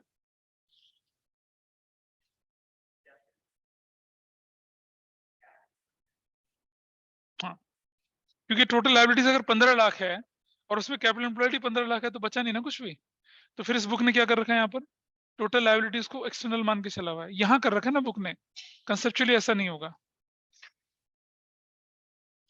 ये भी कर लिया आप लोगों ने, ये भी कर लिया। अब तो ये क्वेश्चन सिमिलर टाइप के हैं वाले। हाँ, इलस्ट्रेशन 51 पे इंपॉर्टेंट लगाइए, इसमें हम एक लेसन सीखेंगे इलस्ट्रेशन नंबर 51 में। सुनो राघवी, ध्यान से सुन लीजिए, इलस्ट्रेशन 51, इलस्ट्रेशन नंबर 51 आप क्रैक करके देखिए, आंसर को छुपा लेंगे बस, illustration 51, just do that, answer नहीं देखना आपने, इलस्ट्रेशन 51 जो जैसा है वैसा करिए। इस क्वेश्चन में क्या लफड़ा था कि 8% डिवेंचर दे रखा था और 99% बच्चे 8% डिवेंचर को डेट मान लेते हैं, लेकिन तुम समझना, फैमिली में अगर दद्दू हैं और पोतू दिख रहा है तो उसकी कोई औकात नहीं होती, दद्दू के पास जाएंगे, capital employed is Daddu here, तो कैपिटल एम्प्लॉयड से आपको डेट निकालना है यहाँ पर, आप जो लूज आइटम उस पर लेके नहीं चलेंगे, इसको ध्यान रखना, इसलिए इंपॉर्टेंट है ये। जब भी क्वेश्चन में कैपिटल एम्प्लॉयड गिवन हो और डेट कैलकुलेट करना है तो कैपिटल एम्प्लॉयड डेट से निकलेगा, मतलब डेट जो है कैपिटल एम्प्लॉयड से निकलेगा, लूज वाली को मत उठाना। अरे share holder fund plus long term date, यही तो कैपिटल एम्प्लॉयड का फॉर्मूला होता है। तो जब कैपिटल एम्प्लॉयड क्वेश्चन में गिवन है तो जो लॉन्ग टर्म डेट है उनको आप लूज इंफॉर्मेशन से नहीं निकालेंगे, किससे निकालेंगे, कैपिटल एम्प्लॉयड को यूज करके निकालेंगे। ये शेयर होल्डर फंड और ये लॉन्ग टर्म डेट दोनों को मिलाता हूं तभी तो बनता है कैपिटल एम्प्लॉयड। तो चलिए देखें उसको कैसे करते हैं, कर पाया था कोई इसको? नहीं, तो इक्विटी वाले तरीके में डेट कहां से आ गया ये बताओ मुझे। Total assets minus total liabilities, फिर क्या हुआ, इक्विटी आया। हमें तो ये चाहिए, हमें तो ये चाहिए ना। हाँ, मैं बताता हूँ क्या, आप अगर पूरी बैलेंस शीट गिवन है तब आप श्योर हैं जो भी एक्सपेरिमेंट कर रहे हैं उसके लिए, लेकिन अगर पूरी बैलेंस शीट नहीं गिवन है तो फिर आपको कैपिटल एम्प्लॉयड वाली अप्रोच से लेके चलना है। देखिए कैपिटल एम्प्लॉयड यहाँ पर दे रखा है, इलस्ट्रेशन 51 है, important illustration, capital employed is given, जो कि कितना दे रखा है आपके पास, 22,20,000 दे रखा है। और कैपिटल एम्प्लॉयड को निकालने के लिए आपके पास क्या क्या इन्फॉर्मेशन है, शेयर होल्डर फंड भी दे रखा है आपके पास, और कुछ दे रखा है, शेयर होल्डर फंड तो गिवन ही है। तो मुझे बताइए कि शेयर होल्डर्स फंड ये कैसे निकल सकता है, इसमें क्या क्या जोड़ूंगा मैं, इक्विटी शेयर कैपिटल जोड़ूंगा, प्लस क्या जोड़ूंगा इसके अंदर, ये कितने की है इक्विटी शेयर कैपिटल, 10,50,000 की है, प्लस प्लस कैपिटल रिजर्व जोड़ूंगा जो कि कितने की है, 2,40,000 की है, प्लस सरप्लस, सरप्लस जो कि statement of profit and loss का डेबिट है, डेबिट, डेबिट का मतलब जानते हो क्या होगा, अब डेबिट का मतलब जानते हो,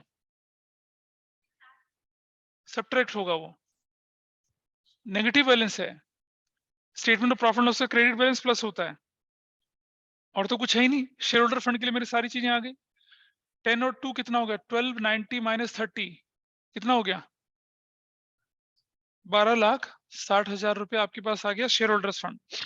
आपको चाहिए था total assets to debt ratio. अब मुझे बताइए कि कैपिटल एम्प्लॉयड जो होता है उसका फॉर्मूला क्या होता है, share holders fund plus debt. अब आपके पास कैपिटल एम्प्लॉयड कितना दे रखा है, 22,20,000 दे रखा है, शेयर होल्डर फंड कितना है, 12,60,000 है, तो आपके निकल आएंगे डेट। तो डेट भाई साहब कितने निकले अब आपके, 20,20,000 माइनस 12,60,000, क्या वैल्यू निकली है, 9 लाख, पक्का से 9,60,000 you got your value, debt निकल आया। टोटल एसेट्स कैसे निकलती है बताइए, वो तो दे ही रखा है, वो capital employees plus current liability कर दो, या फिर फिक्स एसेट जोड़ दो, उसमें से एक्यूमुलेटेड माइनस कर दो, नॉन करंट इन्वेस्टमेंट जोड़ दो, ट्रेड रिसीवेबल जोड़ दो और कैश एंड कैश इक्विवेलेंट जोड़ दो, तब भी निकल आएगा। ठीक है, ज्यादा अच्छा है कि डायरेक्ट चीजों को जोड़ के आप निकाल सकें। इसे कर सकते हैं ना आगे सॉल्व। अरे बेटा देख, सीधी सी बात है, शेयर होल्डर फंड जो होता है वो इक्विटी शेयर रिजर्व ये सब जोड़ के निकाल लिया। कैपिटल एम्प्लॉयड जो होता है उसमें share holder fund plus debt जुड़ता है, सीधी सी बात है। तो जो है उसको यूज करो ना, जो नहीं है उसे थोड़ी यूज करना है। मेरे पास कैपिटल एम्प्लॉयड है, मैंने शेयर होल्डर फंड निकाल लिया, तो मैं डेट नहीं निकाल सकता क्या? क्या बताया था आपको? कैपिटल एम्प्लॉयड इसके बराबर होता है, इसके बराबर, ये हिस्सा, ये कैपिटल एम्प्लॉयड है। तो आप इसमें से, या फिर आप क्या करते, टोटल एसेट्स ले लेते, टोटल एसेट्स ले लेते और माइनस क्या कर देते, करंट लायबिलिटी करते, तो क्या निकल आता? Capital employed. कैपिटल एम्प्लॉयड तो है ही आपके ऑलरेडी, इसलिए उसे निकालने की जरूरत ही नहीं है ना। Online is okay with everyone? इसे सॉल्व कर लेंगे फर्दर, बोलिए ऑनलाइन में anybody please. Yes, sir. Yes, sir. Yes. ठीक है, 51 इलस्ट्रेशन अच्छी थी। तो हमेशा इससे हमें एक लेसन मिला कि जब भी आपके पास इंफॉर्मेशन है, देखो कुछ बच्चे बोलेंगे सर आपने 8% डिबेंचर को क्यों नहीं इंक्लूड करा? भाई 8% डिबेंचर जो है does not reflect the whole long term debts. उसमें प्रोविजन भी हो सकते हैं, उसमें लोन्स एंड एडवांसेस जो आपने दूसरों को दे रखे लॉन्ग टर्म, वो भी हो सकते हैं, इसलिए नहीं लेके चल रहे इसको।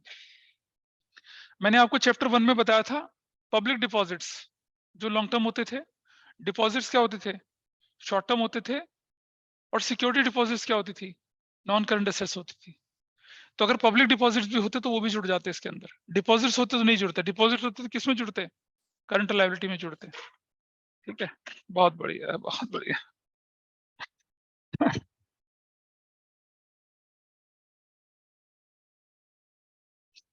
क्वेश्चन नंबर 50 बिल्कुल उसी तरह का था, ये हो चुका है हमारा।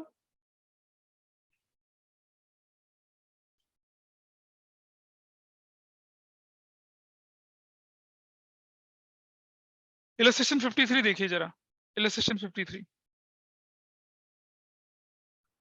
इलस्ट्रेशन नंबर 53 जब आप देखेंगे, पेज नंबर 4.35 देखिए, इलस्ट्रेशन 53। इसमें आपके पास बोला है डेट इक्विटी रेशियो निकालिए, total assets to debt ratio निकालिए, प्रोप्राइटरी रेशियो निकालिए, ये सब तो बोला है। अब आप देख रहे हैं यहाँ पर 12% डिवेंचर गिवन है, मेरे पास गिवन है, और कैपिटल एम्प्लॉयड गिवन नहीं है। तो मैं किसे लेकर चलूंगा डेट के रूप में? इसी को लेकर चलूंगा, इससे अलग लेके नहीं चलूंगा। Is that okay? हाँ, शेयर होल्डर फंड के अंदर जुड़ती है ना, तो आसान क्वेश्चन था इसलिए इसको नहीं ले रही थी, चलो छोड़ दीजिए इसको। इलस्ट्रेशन 55 करिए अब आप।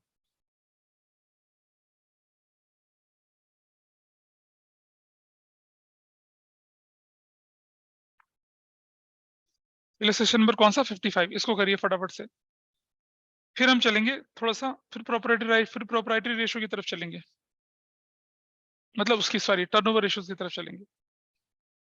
सेज प्रोप्राइटरी रेशियो निकालिए if total assets to debt ratio जो है वो कितना है, टोटल एसेट्स अपॉन में डेट बराबर कितना बोल रहा है क्वेश्चन में, ये 2 अपॉन में 1 है, और डेट 2 लाख है आपके पास। आपको चाहिए टोटल एसेट्स, आपको निकालनी है प्रोप्राइटरी, यानी शेयर होल्डर फंड निकालना है आपको। शेयर होल्डर फंड निकालने के लिए ना तो मेरे पास प्रेफरेंस है, ना मेरे पास इक्विटी, मेरे पास कुछ भी नहीं है।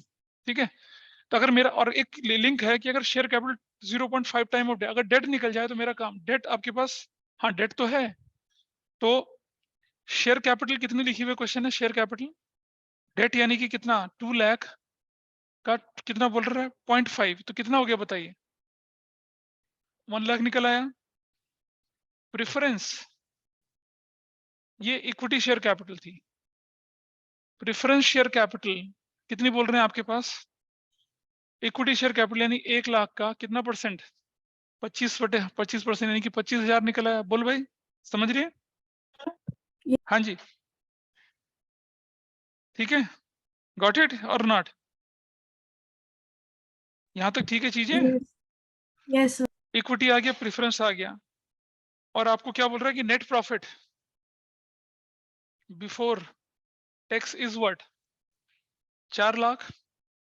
नेट प्रॉफिट कितना है आपके पास, 4 लाख है ना, और हमें तो चाहिए क्या होता है, हम तो सरप्लस उसको लेके चलते हैं विच इज आफ्टर टैक्स, तो माइनस टैक्स कर दूंगा मैं इसमें से कितना, 30%, जो कितना है 1,20,000।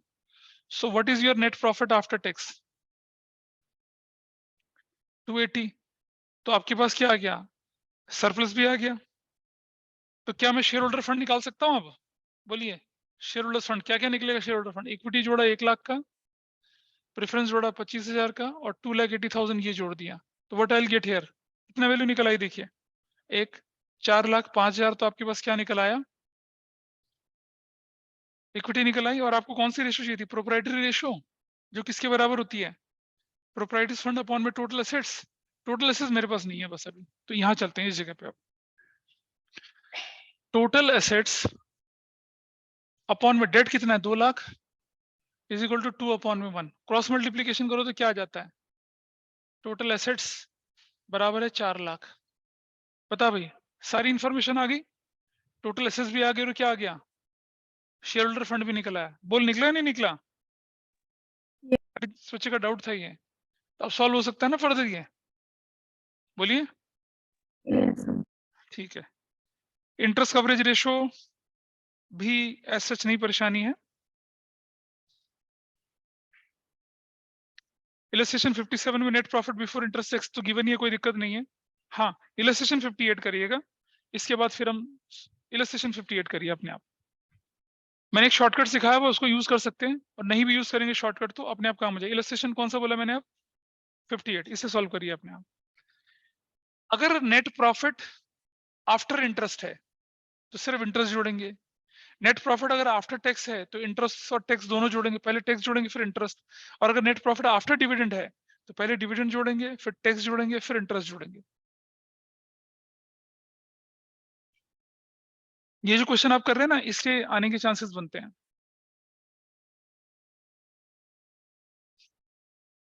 हो गया ये? सॉल्व करूं? अरे बहुत क्वेश्चन मिलेंगे इस चैप्टर में, तो क्वेश्चंस की बारिश हो रही है।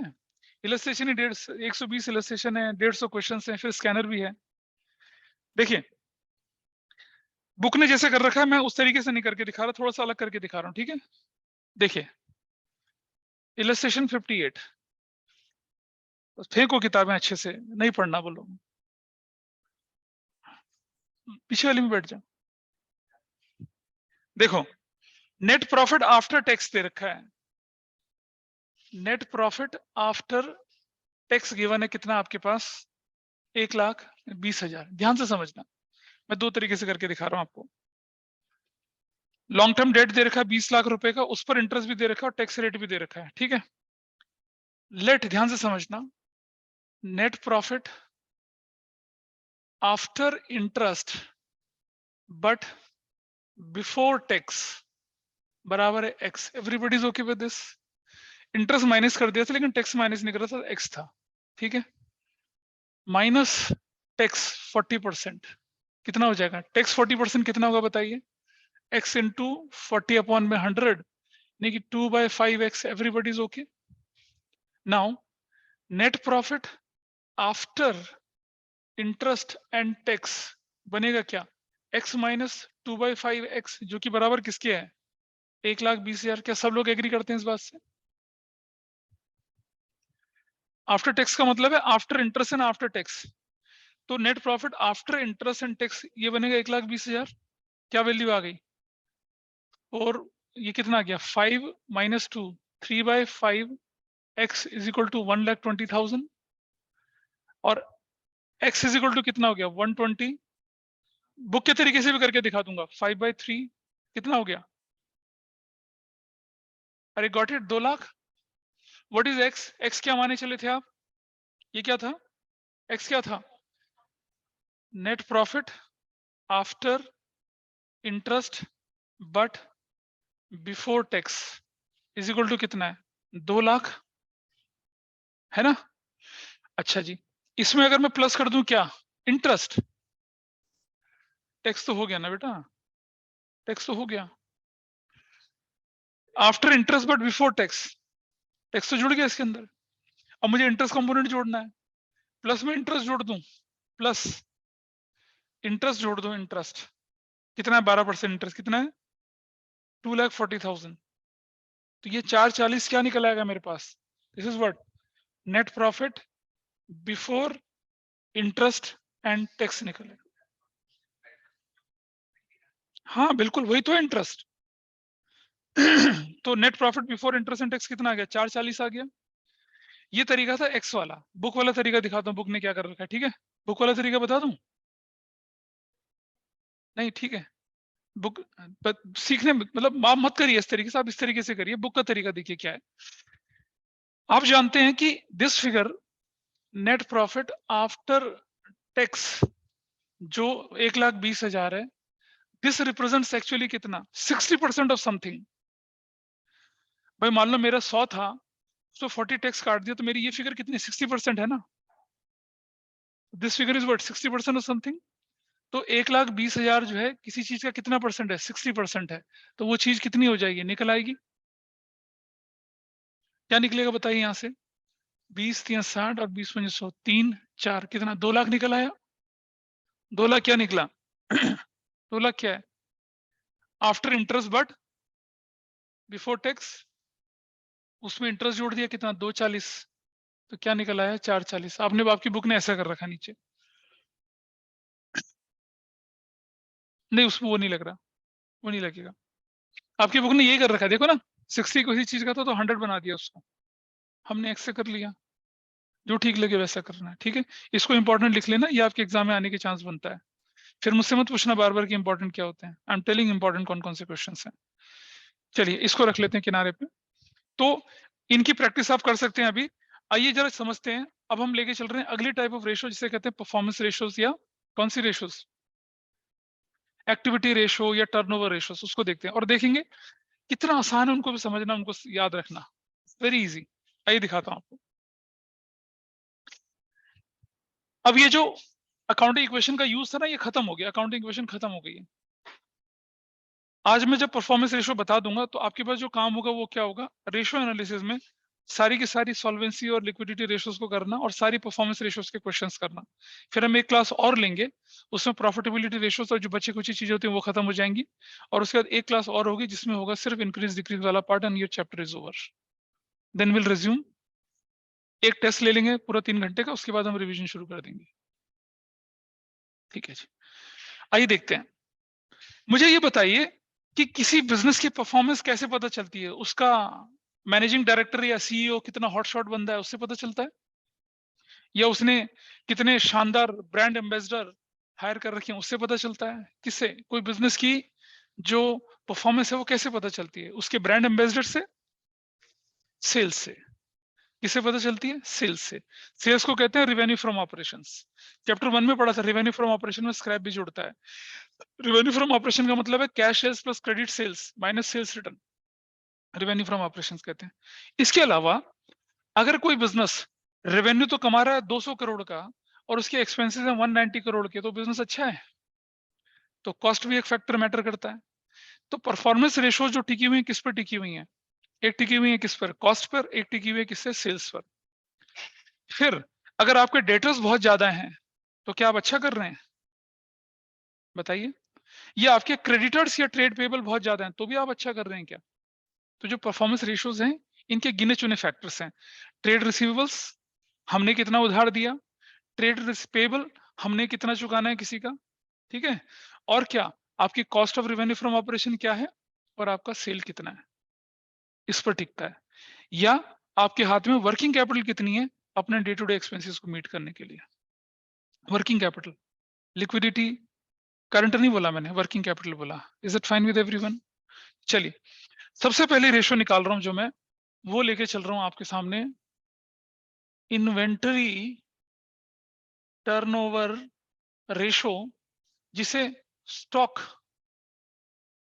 टर्नओवर रेशो भी बोलते हैं। कुछ नहीं करना, नोट्स में सब कुछ गिवन है, सिर्फ समझना है। अब मुझे बताइए, स्टॉक जो है ना, स्टॉक मैंने बोला ना कि परफॉर्मेंस को मेजर करने के तरीके क्या होते हैं? सेल्स होता है, कॉस्ट ऑफ गुड सोल्ड होता है, ट्रेड पेबल, ट्रेड। मुझे बताया ट्रेड पेबल ट्रेड रिसीवेबल का इन्वेंट्री से कोई लेना देना है? वर्किंग कैपिटल का कोई इन्वेंट्री से लेना देना है? वर्किंग कैपिटल का छोटू सा कंपोनेंट करंट असेट्स का एक छोटू सा पार्ट होता है, कोई लेना देना नहीं है।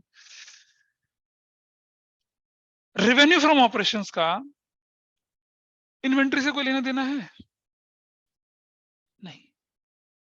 Cost of revenue from operation का इन्वेंट्री से लेना देना है? कॉस्ट ऑफ गुड सोल्ड का? जी हाँ, कैसे? बचपन में पढ़ा था, cost of good sold is equal to opening stock, यानी कि opening inventory plus net purchases plus direct expenses minus closing stock. याद है सबको? तो इन्वेंट्री का यूज कहाँ होता है? कॉस्ट ऑफ गुड सोल्ड को कैलकुलेट करने में होता है। दूसरा फॉर्मूला मैंने पढ़ा था, याद करो जरा। दूसरा फॉर्मूला मैंने बताया था क्या? Net purchases plus direct expenses plus excess of opening stock over closing stock. सबको ये भी ध्यान होगा, ये भी ठीक है। और net purchases plus direct expenses plus, मुझे बताओ, अगर ओपनिंग ज्यादा और क्लोजिंग कम, ओपनिंग ज्यादा और क्लोजिंग कम, तो क्या बोलते हैं? इंक्रीज इन इन्वेंट्री बोलते हैं, डिक्रीज इन इन्वेंट्री बोलते हैं? ओपनिंग ज्यादा क्लोजिंग कम, तो प्लस डिक्रीज इन इन्वेंट्री बोल दूंगा इसको तो भी चलेगा। चैप्टर 1 पढ़ाया था ये चीज। और अगर मैं बोलूं net purchases plus direct expenses, ठीक है, माइनस एक्सेस ऑफ क्या? क्लोजिंग स्टॉक ओवर, ये सब नोट्स में लिखा है, ओवर ओपनिंग स्टॉक, तो भी काम चल जाएगा। और अगर मैं बोलूं क्या कि net purchases plus direct expenses और माइनस क्या? इंक्रीज इन इन्वेंट्री, तो भी मेरा काम चल जाएगा। कॉस्ट ऑफ गुड्स सोल्ड का आप देख रहे हैं बार बार क्या चीज यूज हो रही है यहाँ पर? इन्वेंट्री यूज हो रही है, स्टॉक यूज हो रहा है, ठीक है जी। तो ज्यादा अच्छा comparison cost of goods sold के साथ बनता है। अच्छा एक और, क्योंकि हम इसको रिवाइज करी थे, तो एक और चीज कि कॉस्ट ऑफ गुड्स सोल्ड जो होती है वो किसके बराबर होती है? नेट सेल्स, ठीक है, और प्लस क्या कर देंगे हम लोग? ग्रॉस प्रॉफिट, नहीं माइनस कर देंगे ग्रॉस प्रॉफिट। सेल्स में से जीपी माइनस करेंगे तभी तो निकलेगा। और या फिर क्या, कॉस्ट ऑफ गुड्स सोल्ड किसके बराबर होता है? Net sales plus gross loss. ये सारे फॉर्मूले आपके नोट्स में दे रखे हैं, सारी चीजें आपके पास दे रखी हैं, ठीक है। कॉस्ट ऑफ गुड्स सोल्ड निकालने का फॉर्मूला। तो बेटा बहुत ध्यान से समझिएगा कि इन्वेंट्री टर्नओवर रेशियो का बड़ा सिंपल सा फॉर्मूला होता है, डिवाइडेड बाय करेंगे एवरेज इन्वेंट्री, डिवाइडेड बाय क्या करेंगे? एवरेज इन्वेंट्री, और ऊपर लिखते हैं क्या? Cost of revenue from operations. Inventory turnover ratio, तो नीचे इन्वेंट्री, न्यूमरेटर में क्या जाएगा? वो कंपोनेंट जिससे से कंपेयर करेंगे। Comparison of this with cost of revenue from operation और cost of goods sold give me better comparison. बजाय कि मैं इसे सेल से कंपेयर करूं, ट्रेड पेबल से कंपेयर करूं, ट्रेड रिसीवेबल से कंपेयर करूं, वो मायने नहीं रखता। तो आप एक रिलेशन डेवलप करिएगा क्या कि कॉस्ट ऑफ रेवेन्यू का इन्वेंट्री के साथ रिलेशन, उससे कंपेयर करते हैं। जनरली फॉर्मूला, जो रियल फॉर्मूला वो होता है cost of revenue from operation divided bye inventory, only inventory. लेकिन अगर आपके क्वेश्चन में ओपनिंग क्लोजिंग दे रखी हो तो फिर अकाउंटिंग तो मजबूरी है, फिर तो हमें एवरेज ही लेना पड़ेगा, ठीक है। अगर आपके क्वेश्चन में ओनली ओपनिंग इन्वेंट्री है तो divided by opening only inventory करेंगे। ऐसे नहीं करेंगे ओपनिंग प्लस 0 डिवाइडेड बाय 2, ऐसा नहीं करेंगे। ओनली क्लोजिंग इन्वेंट्री तो क्या करेंगे? क्लोजिंग करेंगे, डिवाइड करेंगे उसको, प्लस 0 करके डिवाइड, एवरेज नहीं निकालेंगे जबरदस्ती का, ठीक है। अगर आपके क्वेश्चंस में मैंने बताया था ना कि क्वेश्चन में मेंशन हो तो इन्वेंट्री जो है क्लोजिंग वाली लेके चलनी होती है। लेकिन अगर आपके पास ओपनिंग क्लोजिंग दोनों दे रखी हो तो एवरेज करके चलेंगे। सिर्फ ओपनिंग दे रखा हो तो डिवाइडेड बाय ओपनिंग, सिर्फ क्लोजिंग दे रखा हो तो डिवाइडेड बाय क्लोजिंग करके चलते हैं।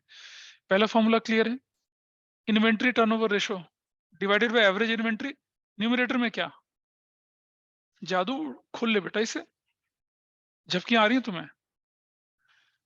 Is it okay? Cost of revenue from operation divided by क्या? Average inventory. और cost of revenue from operation के फॉर्मूले सारे आपके सामने अवेलेबल हैं, नोट्स में भी गिवन है वाले फॉर्मूले। पहली रेशो जरा देख लेते हैं, तो कौन से पेज पे जरा देखिए फटाफट से। This is on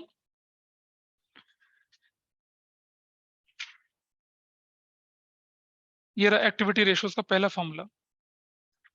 the ratio establishes relations between cost of goods sold during a given period of time. दिख रहा है आपके सामने स्क्रीन पर ऑनलाइन वालों को? बोलो भाई। Yes, sir. And at the average inventory carried out, higher the ratio, better it is. Lower working capital turnover ratio represents dull business. Formula cost of revenue from operations upon में average stock of inventory. Average कैसे निकलता? Opening plus closing, और cost of goods sold का formula आपके सामने अच्छा खासा दे रखा है ना, देखो opening stock plus net purchase plus direct expenses minus net purchase plus the excess over, क्या दे रखा है देखो, net purchases plus direct expense, ये सब लिखवाया था ना बोर्ड पे आपको अभी, ठीक है। एक और चीज में लिख देता हूँ आपके सामने यहाँ पर,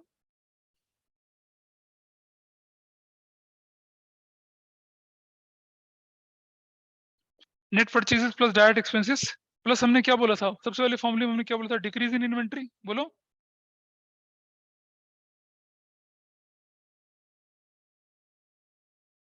डिक्रीज इन इन्वेंट्री, ठीक है। अरे बताओ भाई, हाँ या ना। ये फॉर्मूला नोट्स में नहीं डाला हुआ था, इसको डाल दीजिए अभी तो आपको फिर आसानी हो जाएगी। यानी कि net purchases plus direct expenses plus decrease in inventory कर सकते हैं। ऐसे हम क्या कर सकते हैं बताइए, ऐसा हम ये भी तो कर सकते हैं, net purchase plus direct expense excess of closing over opening stock, या हम कर सकते हैं क्या, net purchase plus direct expense minus क्या कर सकते हैं, increase in inventory also.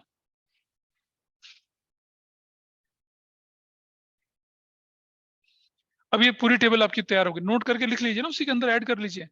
Online में दिख रहा होगा ना क्या कर रहा हूं मैं, बोलिए। Yes, sir. ये वाला पार्ट, इसको आप कर सकते हैं, net purchase plus direct expense minus increase in inventory, net sales minus gross profit या net sales minus plus gross loss, ये आपका क्या हो जाता है, फॉर्मूला बन जाता है। अच्छा एक और चीज देखिएगा, जब आपके पास statement of profit and loss given होता है, क्या गिवन होता है जब आपके पास statement of profit and loss, अगर आपके पास statement of profit loss given है तो क्या करेंगे बताइए। तो कॉस्ट तब कैसे निकालते हैं, cost of material consumed plus purchase of stock in trade plus change in inventory of finished goods work in progress stock in trade, employ benefit expense अगर डायरेक्ट हुआ तो जोड़ेंगे, और अगर इनडायरेक्ट डायरेक्ट अदर एक्सपेंस हुआ तो जोड़ेंगे, बाकी कुछ नहीं जोड़ना। भाई ये तो लूज फॉर्मूला है ना, ये तो पार्टनरशिप वाले पॉइंट ऑफ व्यू से। आपके पास तो स्टेटमेंट ऑफ प्रॉफिट लॉस भी होती है ना, उसके क्या क्या आइटम जोड़ते हैं, कॉस्ट ऑफ मटेरियल कंज्यूम जोड़ते हैं, कौन सा जोड़ते हैं, purchase of stock in trade, change in inventory जोड़ते हैं, और एम्प्लॉय बेनिफिट और अगर डायरेक्ट हो तब, और अदर एक्सपेंस डायरेक्ट हो तब। तो cost of revenue from operation इस फॉर्मूले से भी कैलकुलेट होता है, और स्टेटमेंट ऑफ प्रॉफिट लॉस वाले कंपोनेंट से भी कैलकुलेट होता है, दोनों आपको बता दिए। ठीक है जी, यहां तक चीजें ठीक है। अच्छा थोड़ा आगे चलते हैं, ये फॉर्मूला ग्रिप में है, इन्वेंट्री टर्नओवर रेशियो, मतलब डिनोमिनेटर में एवरेज इन्वेंट्री, न्यूमरेटर में उसका रिलेटेड कंपोनेंट कौन सा वाला, cost of revenue from operation, sales नहीं। आइए देखते हैं, ट्रेड रिसीवेबल टर्नओवर रेशियो या डेटा टर्नओवर रेशियो या डेटस वेलोसिटी। अब ऑब्वियसली बात है, डिवाइडेड बाय तो क्या होने वाला है, एवरेज, एवरेज क्या होना चाहिए डिवाइडेड, एवरेज ट्रेड रिसीवेबल्स होने वाला है। हम मुझे बताइए, ट्रेड रिसीवेबल्स कहते हैं डेटर और बीआर को, भाई डेटर का जन्म किससे होता है, cost of revenue from operation से नहीं, डेटर का जन्म किससे होता है, रिवेन्यू फ्रॉम ऑपरेशन, वो भी कौन सा वाला, क्रेडिट से। तो इसका कंपैरिजन किससे करते हैं, क्रेडिट सेल्स से करते हैं, किससे करते हैं, क्रेडिट सेल्स। समझ रहे हैं लॉजिक को, हम रेंडमली किसी के साथ कंपेयर नहीं करेंगे उसको, जो जिससे रिलेटेड है उससे कंपेयर करेंगे ना। इन्वेंट्री का कंपैरिजन रिवेन्यू फ्रॉम ऑपरेशन से नहीं करते हैं, उसका कंपैरिजन, मेरी इन्वेंट्री के लेवल बढ़ने घटने से मेरी कॉस्ट बढ़ती घटती है ना भाई, मेरे ट्रेड रिसीवेबल्स बढ़ते घटते किससे हैं, क्रेडिट सेल्स से। तो इसका कंपैरिजन करते हैं क्रेडिट सेल्स या क्रेडिट, ये नेट क्रेडिट सेल्स बोलते हैं, या फिर क्रेडिट रेवेन्यू फ्रॉम ऑपरेशन से। ये आपको नोट्स में लिखा हुआ है, बोलिए।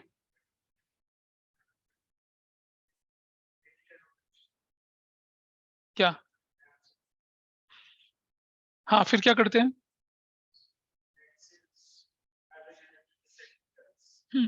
वो सीनियर क्लासेस के लिए, अभी नहीं है आपके लिए, वो छोड़ दीजिए। वो है मैंने बोला ना, ये नोट्स हमने एनसीईआरटी सीयूटी और सीनियर क्लासेस के लिए हिसाब से बना के चले हुए हैं, ठीक है। तो आप उसको मत देखिए, जो फॉर्मूला, जो कोर फॉर्मूला उसको लेके चलेगा, वो तो अगर कोई चीज नहीं दे रखी, मतलब जब मैंने बोला ना, जैसे थोड़ी देर पहले बताया था, अगर कैपिटल एम्प्लॉयड नहीं है तो 8% डिवेंचर को लॉन्ग टर्म डेट लेके चलेंगे, लेकिन अगर कैपिटल एम्प्लॉयड है तो डेट को वहां से निकालेंगे। तो जब इन्फॉर्मेशन कैलकुलेट ही नहीं हो सकती कहीं से भी, दाएं बाएं XYZ मान के भी नहीं, तब उसको लेके चलते हैं, अदरवाइज रूटीन फॉर्मूला वही रहता है। अब बताइए ट्रेड रिसीवेबल टर्नओवर रेशियो से इजी, डिनोमिनेटर क्या होगा एवरेज ट्रेड रिसीवेबल्स, न्यूमिनेटर क्या होने वाला है रेवेन्यू फ्रॉम भी कौन सा वाला क्रेडिट वाला, ठीक है। अच्छा एक बात समझना, अगर आपके पास ओपनिंग है इन्वेंट, अगर ओपनिंग डेटर और क्लोजिंग डेटर है तो एवरेज निकालेंगे, ओपनिंग बीआर और क्लोजिंग बीआर है तो क्या निकालेंगे एवरेज, अगर ओपनिंग बीआर और ओपनिंग डेटर दे रखा है तो एवरेज नहीं निकालेंगे, अगर क्लोजिंग डेटर और क्लोजिंग बीआर दे रखा है तो जोड़ देंगे, उसका एवरेज नहीं निकालेंगे, वही इन्वेंट्री वाला रूल। ओपनिंग डेटर और क्लोजिंग बीआर है तो एवरेज निकालेंगे, ओपनिंग बीआर और क्लोजिंग डेटर है तो एवरेज निकालेंगे, लेकिन दोनों एक जैसे आइटम दे रखे हो तब नहीं निकालेंगे उसको, इसका ध्यान रखना आपने, क्योंकि फॉर्मूला होता है only trade receivables divided by, लेकिन क्योंकि ओपनिंग क्लोजिंग वैल्यू आ जाती है इसलिए हमें एवरेज लेके चलना पड़ता है, फॉर्मूला ध्यान रहेगा। स्टॉक टर्नओवर रेशियो कैसा था, अब एवरेज स्टॉक या एवरेज इन्वेंट्री, ऊपर क्या था cost of revenue from operation, trade receivable turnover ratio क्या है एवरेज ट्रेड रिसीवेबल, ऊपर किससे रिलेटेड है ये नेट क्रेडिट सेल्स। तीसरा फॉर्मूला ट्रेड पेबल, अब आप अपने आप बता सकते हैं टर्नओवर रेशियो, बताओ ये क्या होना चाहिए, नीचे क्या होना चाहिए, नीचे एवरेज ट्रेड पेबल होना चाहिए, नीचे ऊपर क्या होना चाहिए, ट्रेड पेबल का जन्म किससे होता है परचेज, वो भी कौन सी वाली, हाँ तो क्या लिखेंगे नेट क्रेडिट परचेज के साथ, कितना आसान है फॉर्मूला ध्यान रखना, एवरेज ट्रेड पेबल वही opening plus closing divided by 2, अगर ओपनिंग है तो कुछ नहीं करना, क्लोजिंग है तो कुछ नहीं करना, ऊपर क्या लिख दिया net credit purchases, net credit purchases का कर दिया। तीन फॉर्मूले आपके पास आ गए, पहला आ गया, दूसरा आ गया, तीसरा आ गया, चौथा फॉर्मूला देखिए आपकी लिस्ट में कौन सा है, देखो जरा फर्स्ट पेज पे दे रखा होगा,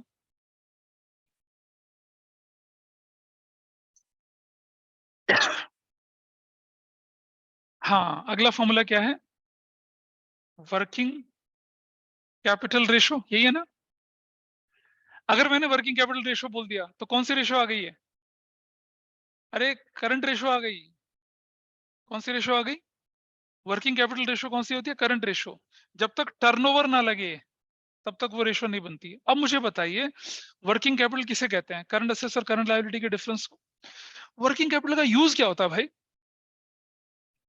to meet day to day expenses and to generate sale, sale generate करना, तो किससे कंपैरिजन बनेगा इसका, रेवेन्यू फ्रॉम ऑपरेशन, सेल से कंपैरिजन बनेगा, वर्किंग कैपिटल का यूज होता है सेल्स जनरेट करना, तो सो मत बेटा ऊपर कर ले इसे, हाँ तो क्या बनते हैं इसका रेवेन्यू फ्रॉम ऑपरेशंस अपॉन में क्या लिखना है मुझे, सिर्फ वर्किंग कैपिटल लिखना है, एवरेज नहीं लेके चलना, सिर्फ वर्किंग कैपिटल लेके चलना है, आसान है काम।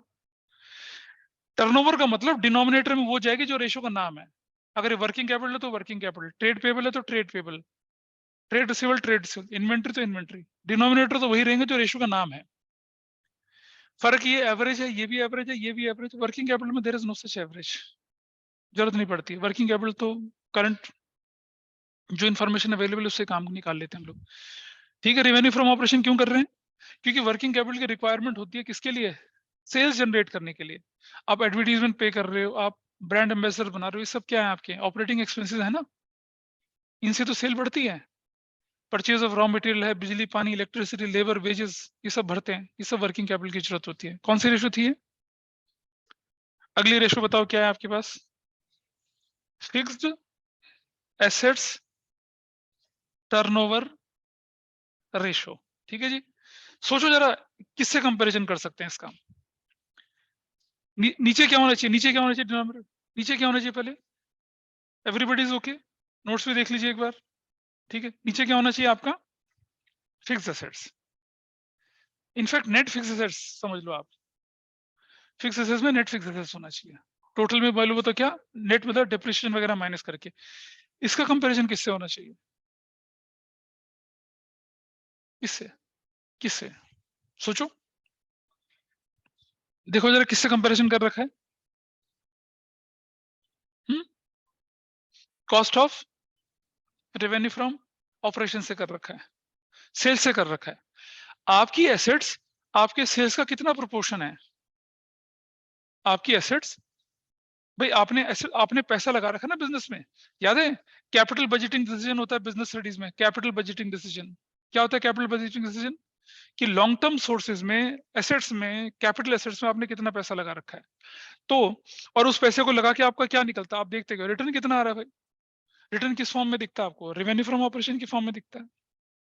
तो मैंने बोला ना परफॉर्मेंस रेशो किसके आसपास घूम रही है, कॉस्ट ऑफ रेवेन्यू के, और किसके आसपास, सेल्स के अगेंस्ट घूम रही है। देखो ये किसके साथ घूमा, कॉस्ट के साथ घूमा, और हमने बोला था कि आपका किससे किसके साथ चलता है, क्रेडिट सेल्स या क्रेडिट परचेज के साथ चलता है। तो जो कभी भी अगर डाउट दिमाग में आए तो टर्नओवर रेशियोज का आपको ध्यान रखना है कि या तो वो कंपैरिजन किससे होगा, क्रेडिट सेल्स या क्रेडिट परचेज से होगा, या फिर रेवेन्यू फ्रॉम ऑपरेशन से होगा, या सेल्स से कंपैरिजन होगा, और कोई कंपैरिजन नहीं दिखेगा। बोलिए।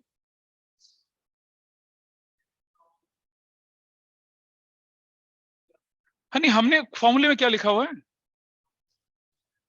हाँ cost of revenue from operation लिखा हुआ है ना। अब आप कह रहे हैं कि आपको मालूम है फिक्स एसेट्स को अप्लाई करने की कॉस्ट, जिसमें डेप्रिसिएशन भी शामिल होता है, जिसमें मेंटेनेंस भी शामिल होती है, वो किसका कंपोनेंट है, सेल्स का या कॉस्ट ऑफ का। और कॉस्ट ऑफ गुड्स सोल्ड में डायरेक्ट एक्सपेंसेस आते हैं वैसे भी, ठीक है। तो हम जानने की कोशिश करें, और डायरेक्ट एक्सपेंसेस फैक्ट्री के खर्चे आते हैं सारे। डेप्रिसिएशन तो किनारे कर लेना, वो तो नॉन ऑपरेटिंग हो गया। फैक्ट्री के एक्सपेंसेस क्या होते हैं, डायरेक्ट कहलाते हैं ना। मशीनरी चल रही है, उनकी रिपेयर हो रही है, उनकी मेंटेनेंस हो रही है, अगर हम बोलें तो। या अगर हम क्या करें तो जो फैक्ट्री से रिलेटेड खर्चे होते हैं आपके, वो डायरेक्ट कैटेगरी में चले जाते हैं, ठीक है। अच्छा नॉन ऑपरेटिंग एक्सपेंस, इन सब के लिए फिर हमारे पास प्रॉफिटेबिलिटी रेशोज हैं। उसके बाद हम उधर चलते हैं। देखिए रेशोज मैंने नहीं बनाई है, पहली बात तो हम तो कोशिश कर रहे हैं कि हम उनका लॉजिक एक डिफाइनेबल या अंडरस्टैंडेबल लॉजिक ढूंढ के चल सकें। तो जब हमारा फॉर्मूला बोल रहा है यहाँ पर कि रेवेन्यू फ्रॉम ऑपरेशंस अपॉन में हम फिक्स एसेट्स कर लें, तो फिक्स एसेट्स से कितना रेवेन्यू जनरेट हुआ, लेकिन जो अकाउंटिंग जो प्रिवेलिंग प्रैक्टिसेस है उसके हिसाब से वो रेवेन्यू फ्रॉम ऑपरेशन से नहीं कंपेयर कर रहे हैं, किससे कंपेयर कर रहे हैं, कॉस्ट ऑफ रेवेन्यू फिर से कम कंपेयर कर रहे हैं। तो जो फॉर्मूला ऑलरेडी लिटरेचर में या फिर जो कंपनीज एक्ट के हिसाब से चल रहा है उसी के हिसाब से चल रहा है, पर फिर भी हम जरा लॉजिक ढूंढते हैं कि cost of revenue from operation का फिक्स एसेट्स से क्या लेना देना, फिक्स एसेट्स के साथ क्या लेने देना हो सकता है cost of revenue from operations का। क्या फिक्स एसेट्स जो भी हमारी होती है उन पर होने वाले खर्चे कहीं ना कहीं हमारी कॉस्ट को इफेक्ट करते होंगे, सोचिए इन जनरल करते होंगे नहीं करते होंगे, करते तो होंगे कहीं ना कहीं पर, है ना। हालांकि हम यहाँ डायरेक्ट एक्सपेंसेस की बात कर रहे हैं यहाँ पर, बट ऑफ कोर्स अगर हम ऑपरेटिंग एक्सपेंस बोलें अपने, तो उसके अंदर हमारी डेप्रिसिएशन की कॉस्ट हो गई, मशीन को मेंटेन करने की कॉस्ट हो गई, वो सारी की सारी हमारे रेवेन्यू एक्सपेंडिचर की कैटेगरी, रेवेन्यू एक्सपेंडिचर बोलते हैं उसको। रेवेन्यू एक्सपेंडिचर कौन से वाले होते हैं, डे टू डे के खर्चे। तो depreciation is also your revenue expenditure, repair maintenance is also your revenue expenditure, क्योंकि आप उन मशीन की मेंटेनेंस रिपेयर कर रहे हो जिन मशीन से आप क्या करेंगे, सेल्स जनरेट करेंगे, प्रोडक्शन जनरेट करेंगे, जिसे मार्केट में जाके बेचेंगे। सो एक बार देख लें जरा। सो ये वाला फॉर्मूला क्या बना फिर आपका, क्या लिखा हमने यहाँ पर इसको, but we have written here cost of revenue from operations. और एक और फॉर्मूला था आपका, क्या है वो, इतनी है एक और, हाँ रेवेन्यू फ्रॉम ऑपरेशन,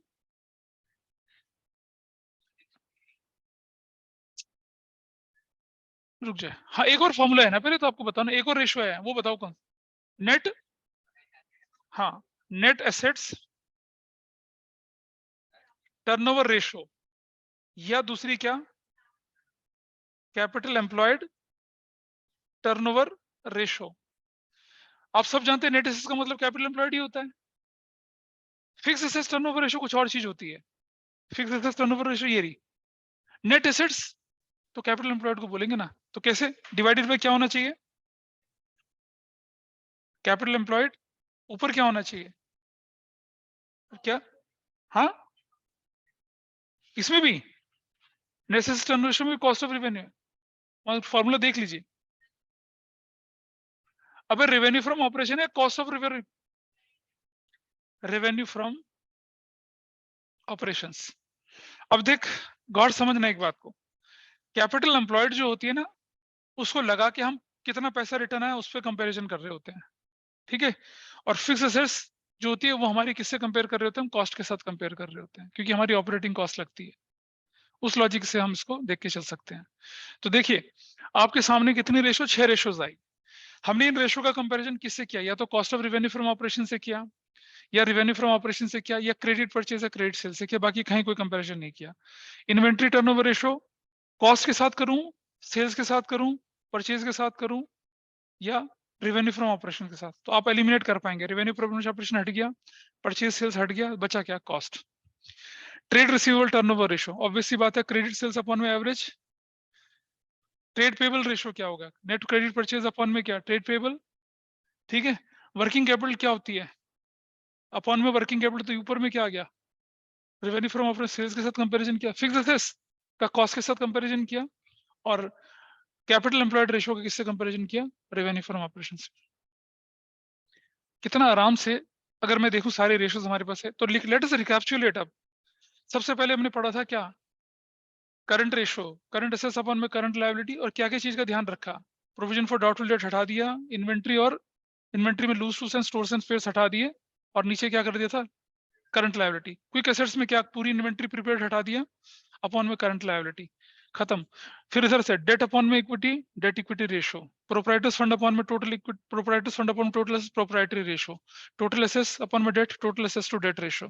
अगली रेशो बोली थी interest coverage ratio, net profit before interest tax dividend divided by क्या?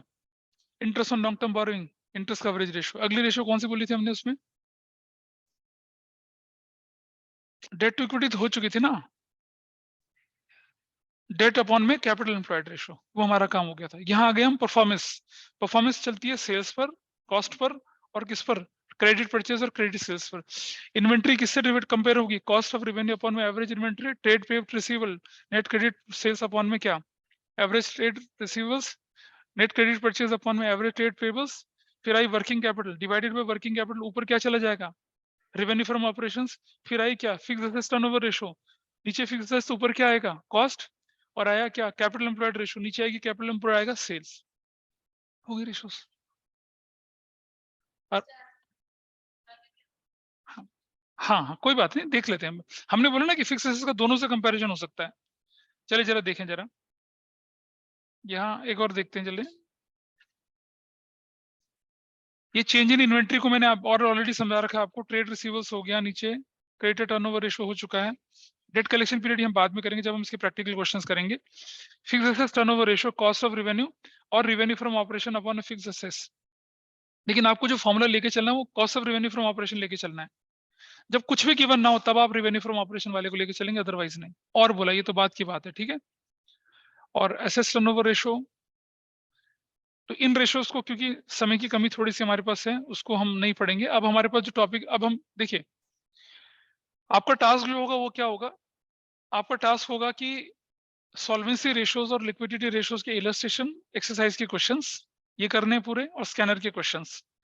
टर्नओवर रेशोज जो ये वाली जितनी भी इनके आपको क्या करना है, क्योंकि आपके पास बहुत सवाल, ये whole Sunday, whole Monday, whole Tuesday, whole Wednesday, ये सब आपके पास है। तो क्या क्या करना है आपको? अब ये जो रेशो है, एक्टिविटी रेशोज हैं, पहले नोट से एक एक चीज ढंग से पढ़ लेनी है, और फिर इनके इलस्ट्रेशंस करने हैं। हाँ है ना? इतना करना है आप लोगों को, ठीक है। रेशोज याद हो गई हैं अब, या रटने की जरूरत पड़ी है? अब याद रटना नहीं है अब आपको, you know the logic behind each and every ratio. ऐसे में अगर सीयूटी में थोड़ा भी घूम फिर के आए तो आप जा भाई जा, चला जा तो जा। चलिए, so that's all for today. अगर कोई क्वेश्चन करते समय डाउट आएगा तो मुझे मैसेज कर देना, मैं उसका आंसर देखने की कोशिश करूंगा। But I will advise you, पहले आप क्या करें? इलस्ट्रेशन सॉल्व करें, ठीक है। No class on Monday, Tuesday, Wednesday, will meet on Thursday, वही 2 घंटे की क्लास के साथ। कंबाइन नहीं करेंगे, अलग अलग करेंगे। आप अभी तो दोनों बैच बराबर है ना। अब जो तीसरी क्लास होगी वो तुम्हारे बैच में अलग होगी, उसमें अलग होगी, है।